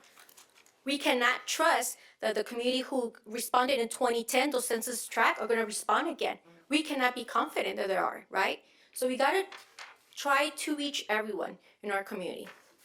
Homeless. My understanding, based on the meetings that I have attended, I still haven't received a clear response because I do work with the homeless population. My understanding is LASA is going to be working with the Census Bureau. They're going to be going to community centers, for example, SAFES, Great Resource, shelters, and they're going to use the homeless count that just took place in January to come up with a plan. I haven't seen the plan yet. Because you I've have been to be asking. able to have an address to be counted. Correct. So they're gonna be using that location, Grace Resource and Okay. Saves as an address. Okay. Correct. In regards to the schools, LACO has been giving trainings to the communities, the public schools, City of Lancaster, Palmdale, West Side, to teach and educate the schools per school When you in say the regards schools, are you talking the teachers, or you've got some curriculum passed down to the So students? my understanding- The students are really the best voice. My especially at understanding, home. yeah, so my understanding, because I haven't seen, I don't know the training exactly. Okay. Because I do have, in Antelope Valley Partners for Health, in our facility, we have the Welcome Center of Lancaster. And I actually met today with Rose Juarez. She told me that LACO had a training for regarding the kiosks and how they're gonna promote the census with the children. Okay, So, good. so the schools, they receive I'm going like this, little bit of funding to help promote per school. Well, I think the schools realize the value of the count because they Correct. get money per kid, so they Correct. understand the importance. We're helping of it. them, Absolutely, right? you are. Yes, and also if I may add, the state of California has created a curriculum for census education. I attended the training, and it is for 6th, 8th, and 11th and 12th graders. Is it mandated or is it voluntary? It is not mandated. I wish it would have been mandated. It is not. They did hold trainings and they did reach out to all schools, all districts on, providing them the curriculum and to attend trainings if they like to, so that they can incorporate it now into this. We're missing a huge opportunity here because everybody probably in this room has been invited to go do reading at these schools. Correct, it's coming up. If you haven't Well, signed up. I'm still waiting for See Dick Count. I'm waiting for that book because I'm already reading. So Yeah. Okay. So, in regards to what AVPH will be doing for outreach, I could give you a whole list. It might take about 30 minutes, but at the end of the day, we're doing everything that will take to get an accurate count for our Antelope Valley community members. Any questions for me? I will try to answer. I have a question for our city manager or you. Okay. There's a county funding for census outreach, and it says that Palmdale was awarded an amount not to exceed $45,723. Is that money allocated to the city or what? Yes, correct. Yes. Okay. So I just made some calculations. The amount that is being granted to Palmdale is 5/1000ths of the $9 million that was allocated to the county. Whereas our population is 1,600s. That is to say 1.6% of the county population is Palmdale. Right. Yes. And yet we received in other words, half of 1%. And If we got the amount that we should have gotten, it would have been $144,000 instead of 45. Who made this allocation? The county came up with that allocation. Not every city did not receive. We actually were one of the ones that received the most, because they did not do it based on population. They did it based on hard to count census tracts, and so we received funding based on that. And $8.5 million.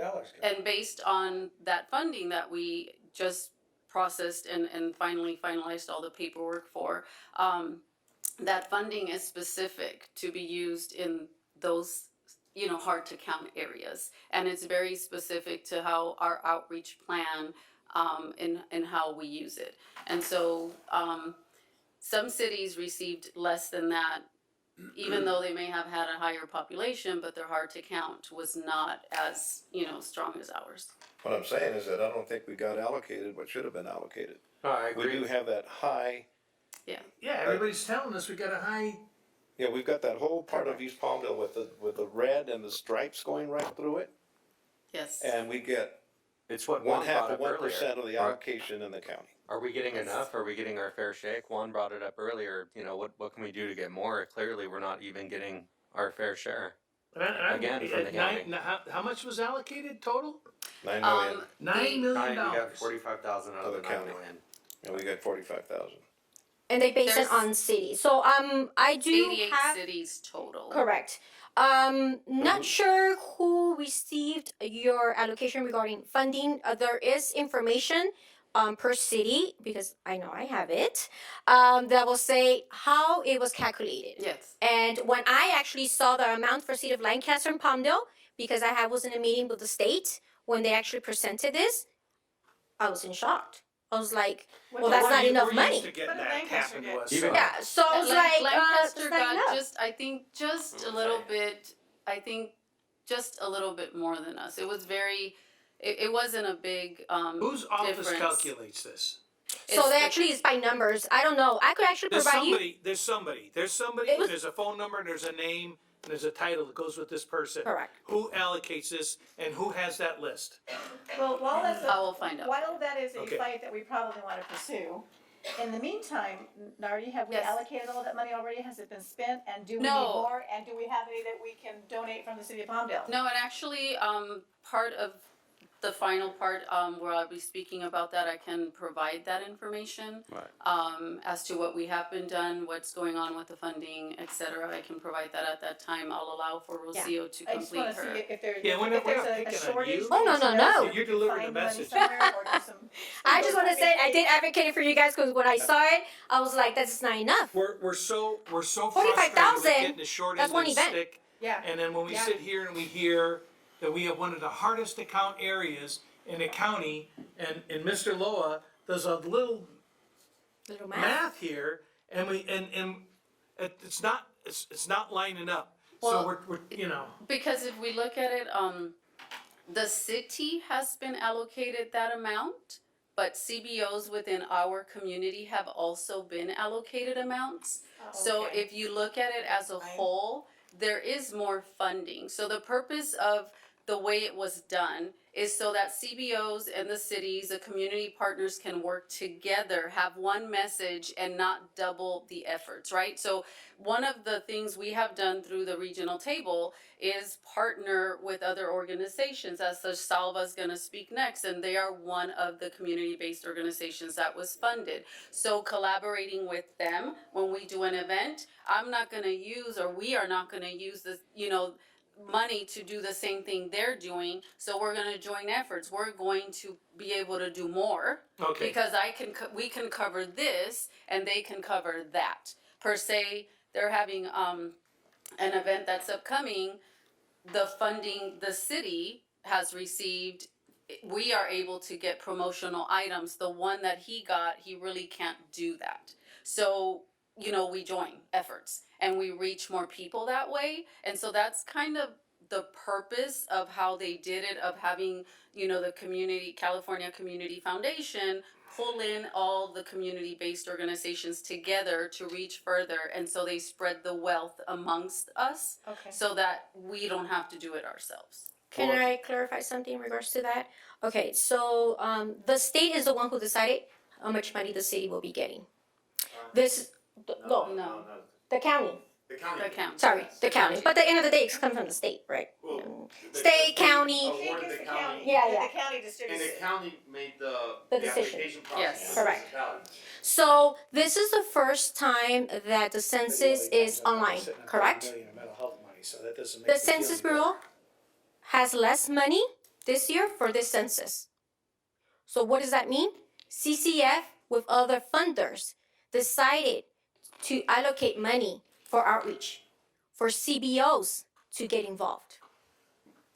I've got to say that, you know, for the federal government saying that this is mandatory and it's so very important, they're certainly not walking the walk. They're just talking Correct. the talk. They're not putting the money behind a program that they're insisting is so important. Correct. So that's terrible. Marty, when you get some free time, can you just kind of, just let us know what the numbers were in the aggregate, because, you know, I think I was doing the same thing, I was sitting there and I just threw my pen down when I I'll saw that. share Cause I said the, 45,000, you know. I'll share the allocation letter. I know that when it first came, which was about a year and a half ago, Right. I believe that, prior city manager had shared, with the memo.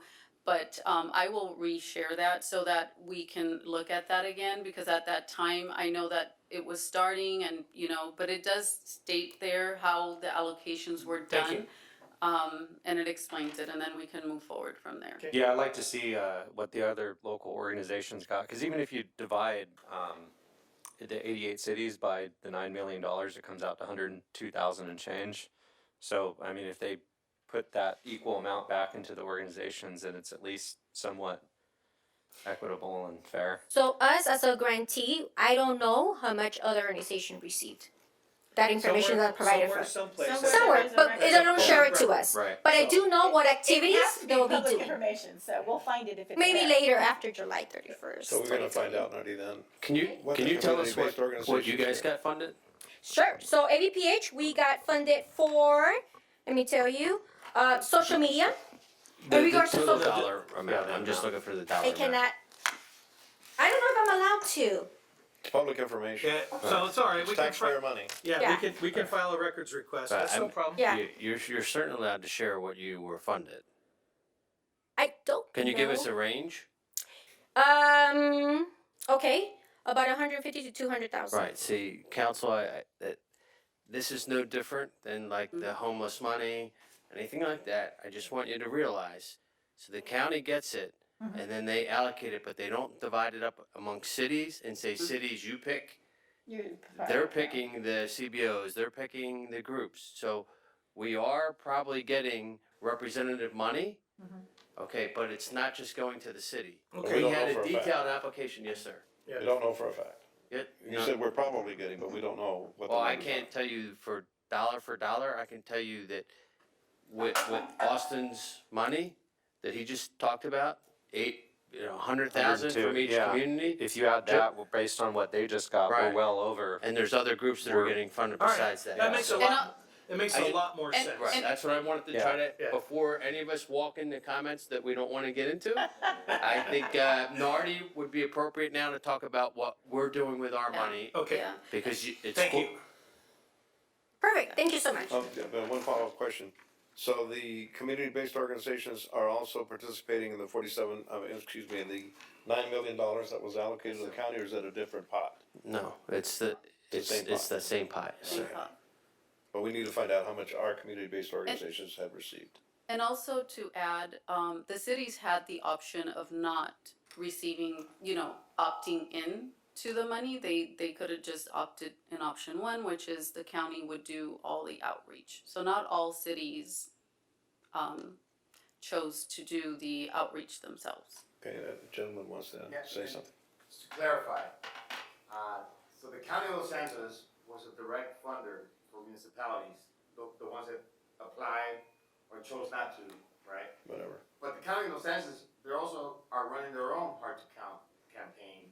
They're also spending that money on media, on their sectors, on other operational outreach efforts, not For the just for entire municipalities. county. Now, how ABPH was awarded was by California Community Foundation. The ACBO, Administrative Community-Based Organization, awarded by the state to receive the $10 million. CCF distributed that funding to folks like APVH, folks in Cell Collaborative like the Southeast LA. So there's two different sources of funding that came through. Just to clarify, the county has a diverse multi-outreach efforts, not just municipalities. So if the numbers do not sound fair, it wasn't that it all went to municipalities. Okay. That's my message. This separate pot of funds that you're talking about that the county's using, Yes. did that come from the federal government or did that come from That came from the state of California. state of California, not the Correct. county of Los Angeles, Not- state of California? So the state of California, awarded Come on over counties. so we can get this, because there might be somebody watching that wants to know this at home. Come No. on, come on over here. Oh, okay. Come on over here. Yeah. And 'Cause that's a great answer that we're Yeah. hearing right now, okay? And just, so the state of California, the funding mechanism that was used was through a bidding process of RFPs and so forth. $26 million went through counties all throughout the state. Region 8, which is LA County, received about $10 million. State of California distributed the funding to LA County. Los Angeles County provides us constant reports, quarterly reports, progress reports, and so forth. But they provided us an implementation plan on how they're going to use that money. And it covers municipalities. It covers their social media plans. It covers their own canvassing and plans and so forth. Now, all that money is from public record, of course. How our CBOs got awarded was the same process, a bidding process, RFP. California Community Foundation was the awardee for Region 8. California Community Foundation also has to provide quarterly reports, their implementation plan, which is the deliverables that we expect from them to make sure that they run an effective campaign. Now, CCF was given their own very, they know what they're doing, so they reached out to smaller CBOs, which are now called subcontractors. And there's about 7 regions that we consider here in Region 8. Antelope Valley is one of them. The presenter did mention some of the other subcontractors that received that funding. And I understand that there's a certain protocol that's being communicated of what could be shared for the moment. Everything's going to be public, of course, but we respect. Like I myself can't get on the phone and ask CCF contract protocol. Right. Yeah, I mean, I gotta respect the contract. So I think you've helped a lot here, just in the context of that. When on the surface it looked like we really got gypped here on this thing, but I think we're getting a much better perspective, Yes. and I think that I think our concern is not just what as one entity that our cities and our city staff got awarded, but I think on the region, on the South Valley, the North Valley, the West Valley, that here's on the aggregate, this is what came out to the region, so we can get the region counted. So I think I'm feeling a little better about that right now. I'll feel a lot better about it And later. it's really kind of a blessing in disguise, because imagine if the money just came Palmdale, and then Nardi had to reach out to all these different organizations and have them fill out applications for money, and the county did that for us. So the money's in our region, it's just been piecemealed into different locations. But we don't know what that money is. At least as of right now, we got a report for the 45,000 that came out of the 9 million, out of the 47.5 million that was allocated to the state of California, and that came from federal funds.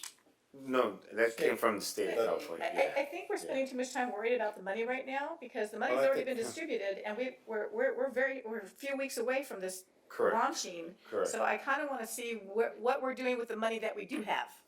Now, at the municipal level, of course, that's within Nardi and your census team. Yeah. But all the information is available. I will provide that to Nardi for what I the think she understands funds. the concern. Yeah. Right. So And I don't think this is the only opportunity that we've had as a council to address the issue of census. And the allocation of money is very important. I'm not saying And it's if we're not not getting important, but if we're getting a that's not short the topic shrift, of this meeting. it's of concern to us. It may not be to others, but it is, generally speaking, for the council, it is important. How much, excuse me, how much was allocated out of whatever sources for us to deal with the issue of Palmdale population? Mayor Pro Tem, that you're duly noted, and I'll continue to work with your municipal liaison and make sure that all information that being asked is provided. And I know that this is an important issue for the governor. I was just up in Sacramento last week, and it was one of his topics that he addressed to us was how important this is for all the reasons that everybody up here has said so far, for the representation, for the funding and all those sources, so I appreciate your efforts. Thank you, Mayor. Thank you. No, thank you very much for your information. Thank you. So now we have Salva, and we actually are gonna have Angela's Grayson. Sandra was not able to attend, but she's gonna speak quickly about some of their upcoming events and what they've done in the community so far. Thank you for being here. Thank you, my first time, and I'm a little bit scared. Don't be nervous, we got it all out on those guys. You sure you have all the questions We answered? appreciate the fact that you stepped up to help with this process, and you've stepped up to help educate us tonight. Well, I want to say who I am. My name is Angela Grayson, and I'm with Salva. It's an organization, non-profit, and it's been here in the Antelope Valley since 2016. We work with the community. We start with the Salvadorian, and now we extend to the Latino, Hispanic community, okay? And I'm going to read a little bit. Okay. Good evening, Mayor and council members. I'm sorry for my English. It's fine. You're doing a lot better than my Spanish, trust me. At Salva, we offer citizenship classes, computer classes, immigration counseling. Also, we are sponsored of the law to reinforce the AB 1450 Gabriel Law Child Care System. And in the month of March, we start offering English classes. All of our courses are free and are in the city of Palmdale at the Hammock House. Our organization this year is working with the 2020 census, letting our community know how to be counted, making available the resources to them. Our organization will hold events for our community to inform them about the census 2020 during the month of February and March. Also in the month of April, we have a census festival. February 29 at the Hammer House, it will be a recruit. We're going to recruit more census goodwill ambassadors. March 14 at Wilsona School District, we're going to have a fair of resources census 2020 with the participation of local organizations. Also March 21 at Sage Middle School, we're going to have an open forum for the census 2020, canvassing volunteers too. In April 2020, we're going to have a census festival. Okay, so I'm working with Felix Menendez, who is the president of Salva, and we're going to try to reach our community. We have a lot of people who works in the corners like Home Depot. We're reaching to them. Also, we're going to the schools to give forums to tell them the Spanish speakers, also the English speaker people, the whole community. Okay, any questions? Where is the festival going to be? What is Salva means? Do you have a location for the festival? Not yet. Okay. It's to be discussed. Okay. Yes. Thank you. You're welcome. Thank you very much, and thank you for being here, and Thank you. good job. He wasn't too scared. No, you did great. You did great. You did great. Thank you. I've been in AV Ballet. My husband, I'm married for 15 years, and we have a house in Quartz Hills, and I've been working in Palmdale and AV Ballet since 2004, and I love the city. No traffic. He doesn't want to go back to LA. So. Yeah, everybody that complains about traffic, I tell them, go to LA. Yep. It's why we're here, Mayor. 2 minutes to get down there today. Yeah. Thank you. Thank you very much. Okay, so now to the city of Palmdale, and I am going to skip this slide because we've discussed it some, and I do have my notes on what I need to share back with you. Thank you. Okay, so for the city of Palmdale, what we have been involved in for Census 2020, we have been involved since 2018. I've been serving on the countywide Census Complete Count Committee with the county since 2018. For the first, I have to say, about year and a half, it was a lot of planning and gaining information about, you know, what the Census Bureau was doing, what the state was doing, the funding, and how they were seeking to get the word out, collecting information from the different municipalities to be able to find out what tools we already possessed that we can use in getting the word out, and where we were lacking certain tools in reaching hard to count populations. Another table that I sit on is the We Count Los Angeles Census table, and Rocio provided a lot of information there. The partnerships that we have created is with the U.S. Census Bureau. We have covered, I believe, both ends of the partnership specialists, coverage of reaching out, and also the job recruitments for that. We have worked with a lot of our community-based organizations, with the school districts, with faith-based organizations, and finding out who would want to be involved in census outreach and in what capacity, etc. And so those partnerships are now coming to fruition in forming events and collaborating to be able to have these events take place and be successful. For census job recruitments, I would like to report that the city has worked very closely with the Census Bureau on recruiting jobs here locally for enumerator positions. I'm glad to announce that today they informed me that they are at 138% of their goal of recruiting. And right now they're in the phase between March and May of doing their job trainings, and many of our facilities here at the city will be made available, have been reserved by the Census Bureau to use those locations to train their candidates and to also do their fingerprinting. So people in the community that have been hired aren't having to drive down below. They're going to do their training here. They're going to do their fingerprinting here. And the goal of the Census Bureau was to hire local, people within their own populations to be the ones knocking on doors. They're going to have 2 phases, I was told today, by the Census Recruiting Office in regards to enumeration. So they're going to do their first phase, where they're gonna have people go out during, I believe it's May through July, and then there's gonna be a second phase later on. And they feel that they have hired enough people to be able to cover our area pretty well with that. And another thing too is that in our area, the hourly rate for the census jobs, actually for enumerators, was bumped up to $25 an hour. So it was an incentive for people to go, but It's more than my job.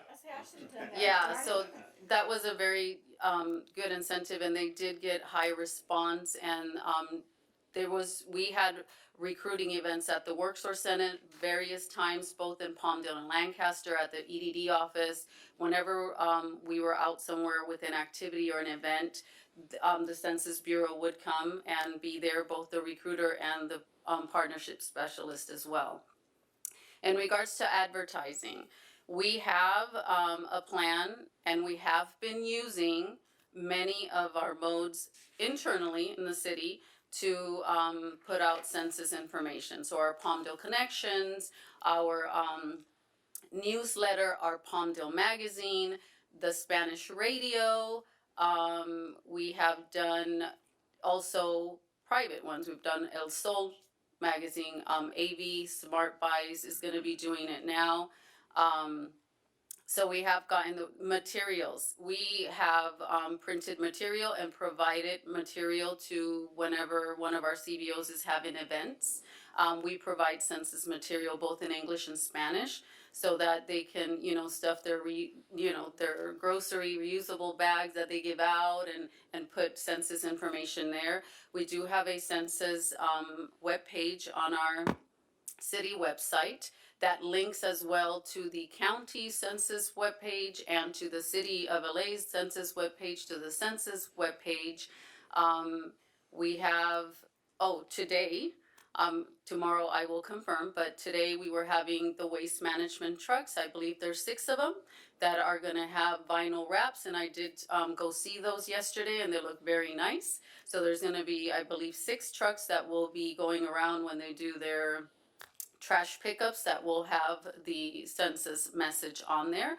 We have our digital billboards that are also going to be having message about census on there, and we are doing wraps on our vehicles as well. So we have about, and we don't know if it's gonna be the 35 on the list, but we do have a list of 35 city vehicles that we're looking at adding census wraps to. The wraps will not be the entire See, that's vehicle all the because that would be community's cars, very yeah. expensive, but we are looking at, you know, having the Do you know logo anybody We that Count does that? Palmdale.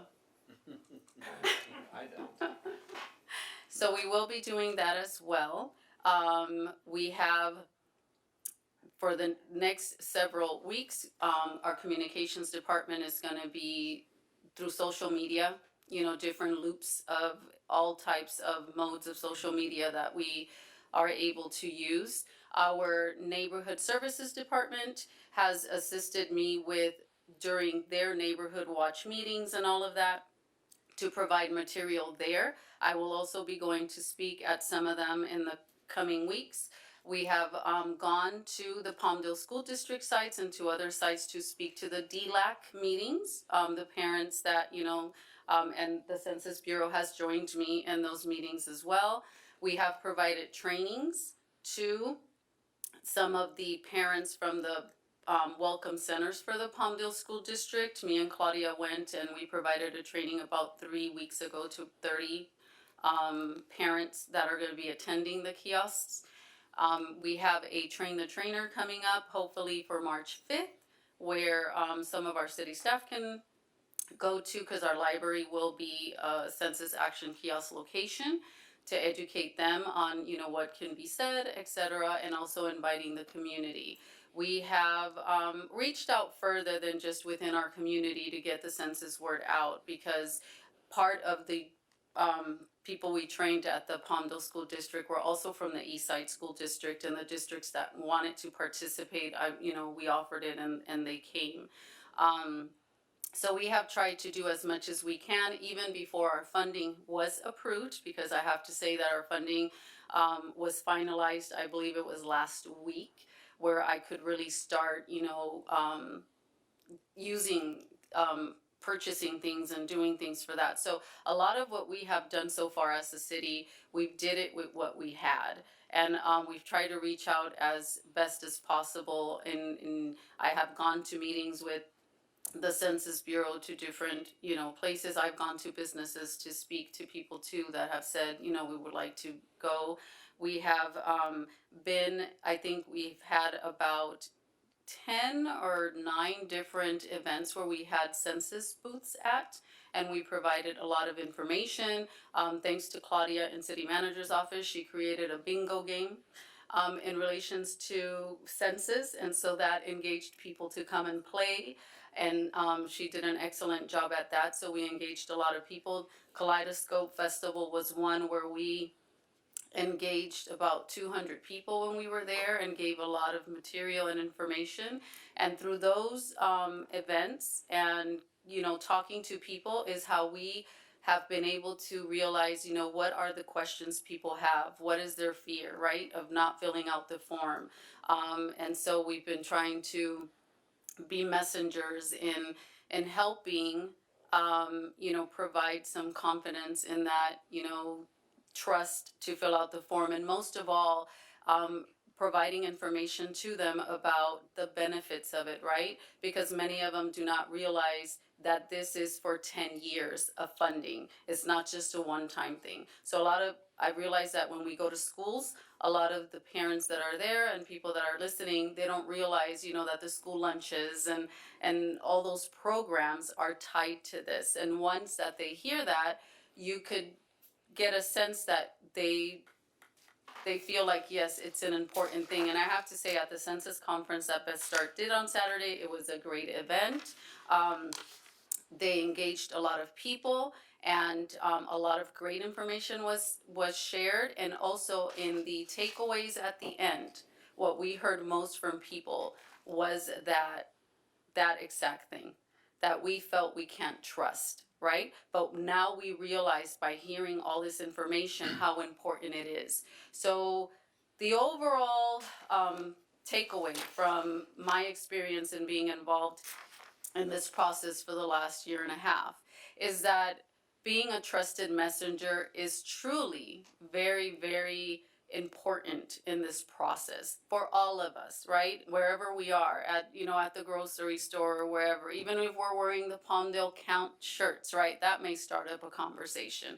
So it's having the same message, is relaying the importance of it. And yes, we may not be able to say that we will aim, we will have 100% count, but I think that if all of us together, united through CBOs and the city and, those important stakeholders in the community that can reach out to their audiences, because the city doesn't have the capacity or I believe the ability to reach out to each audience in this city. So our community-based organizations are our messengers, and so they serve each different audience. And I think by us working together, united, we may not reach 100%, but I'm pretty sure we won't have less. Maybe we get a lot more.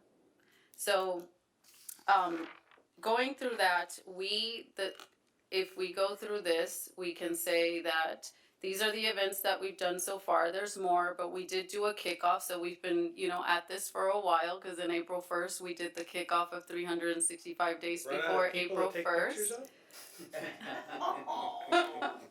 And then, Yeah, look at that. we've been at the, AV International Multicultural Festival. We've been at the National Women's Health and Fitness Day, which was on the East Side, Heritage Annual Hispanic Festival. We were at Kaleidoscope. These are, the Palmdale Connections has had that banner for a while now. Thanks to Communication Department for that. We've done census recruitments. And so here we are.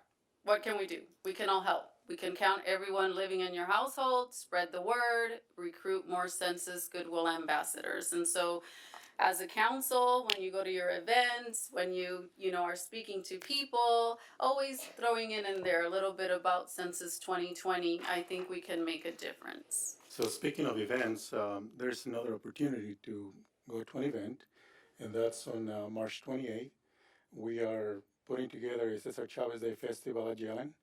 That'll be another opportunity for the city and the CBOs to attend. Yes. And that's just 5 days away from Yeah. April 1st, so that will be something that could be very helpful for the Yes, community. yes, and I did have that on the list because I saw that they had submitted a request, so I did have that on the list as one that we could be at. We will be at the Spring Fest as well in April. We'll have a booth there as well. So if you hear of any events, just like, Councilmember Carrillo just said, that you may think is a good one, if you would let us know, because there are a lot of events in the community and sometimes we don't hear about all of them, but if you know of one that's coming up in the near future around that time, let us know, and we can see if we can have a table there, provide information, and get the word out. There is a toolkit as well that our communications department is personalizing to, Palmdale, that has been provided to us by the county. And so once that is available, we'll share it as well. And if you can share that on your social media pages and get the word out, that's another excellent way to do so. And the council is invited to. That's the first I heard of it. Is there a specific link on our page? So that's the homepage for the city. So is there a link on there? This is Census 2020? Yes, it specific? should be actually on the city's main webpage. Mayor, if I, As part of the advertising campaign, are we spending any money with ABTA buses, to put information on the ABTA buses? On that, we haven't reached out yet, but we can find out to see what the cost of that is. That space tends to book up, so. Yeah, it's because also the funding that we have received, it's, broken down in a certain way of what we the amount So we they use have for this or that. sponsorship money, I know, but they have a requirement to do a certain amount of public service advertising. So I think Mr. Loa's point here is, if you don't ask, the answer is no. Okay. okay, I have to, and thank you, Nardi, for the presentation, but I have to bring this back a year and a half ago, okay? Everyone's excited about the census now, but a year and a half ago, this project fell into the almost brand new assistant city manager's job duties, and Nardi. And Nardi has attended, and kudos to LA County because they spent a lot of time on training the Census Bureau.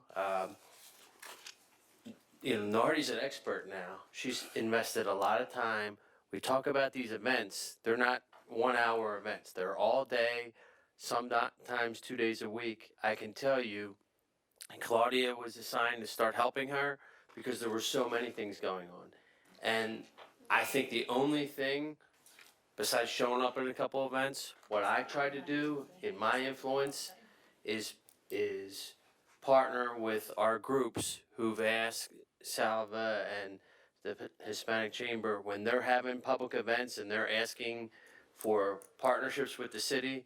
I've asked for 2 tables, one for the general plan and one for the census, and another for sister cities. I started asking for that. So it's been a collaborative relationship, but I will tell you, everyone's excited about the census now.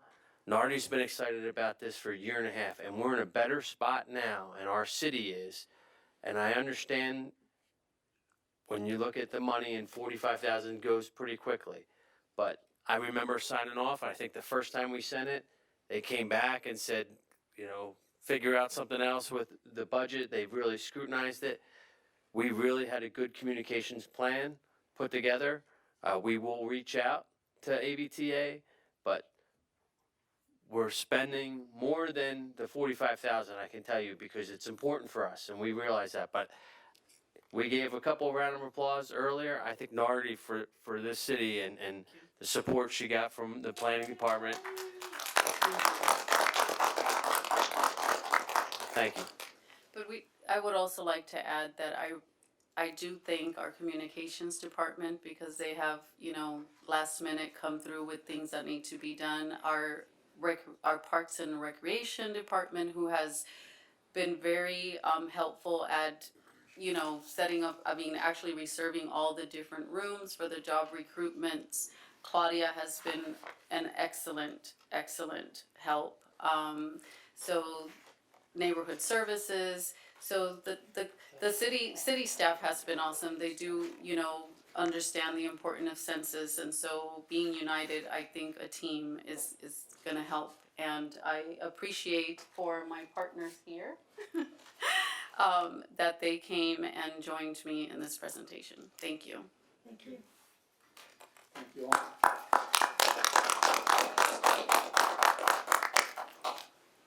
All right. So, anything else? All right, so all the organizations that are here tonight, Kevin and the Best Start team, Salva, the church folks that stuck around, faith-based organizations. I think you get the message that we're going to depend on you two to, preach it. All right, so. And those as individuals as well. Yeah, it's on all of us. I just put out a bunch of stuff while we were sitting here talking tonight. So get the information out there and let's get the count, because we can't afford to lose representation seats. And as hard as it is to get this money, and there's all the angst that we had over that $45,000, there's a lot of money we don't get now that will be worse if we don't get a good count. Yes. Because so many other communities are falling over themselves to make sure to get these counts. So thank you. We look forward to some follow-up. Council, anything before we get out of here? Yeah, I think we got a good bigger picture or a broader definition of what's being done in the community, the funding, which was a hot issue tonight for the council, and for me, I think, just the takeaway, I think some of the things I'd like to see is some of the heavier traffic areas, Pier Blossom, off the freeways, the park and rides. I think that could help a lot more with the commuters and what we can do as a city to build trust and let people know that this is going to affect the funding in the city. Yep. I've already got a note in over to AVTA about getting maybe some bus wraps stuck on our buses. Would be good. So, You okay. Just, anything we can do. Huh? Push Rex off of some of them. Well, all right. Just kidding. No, you're not.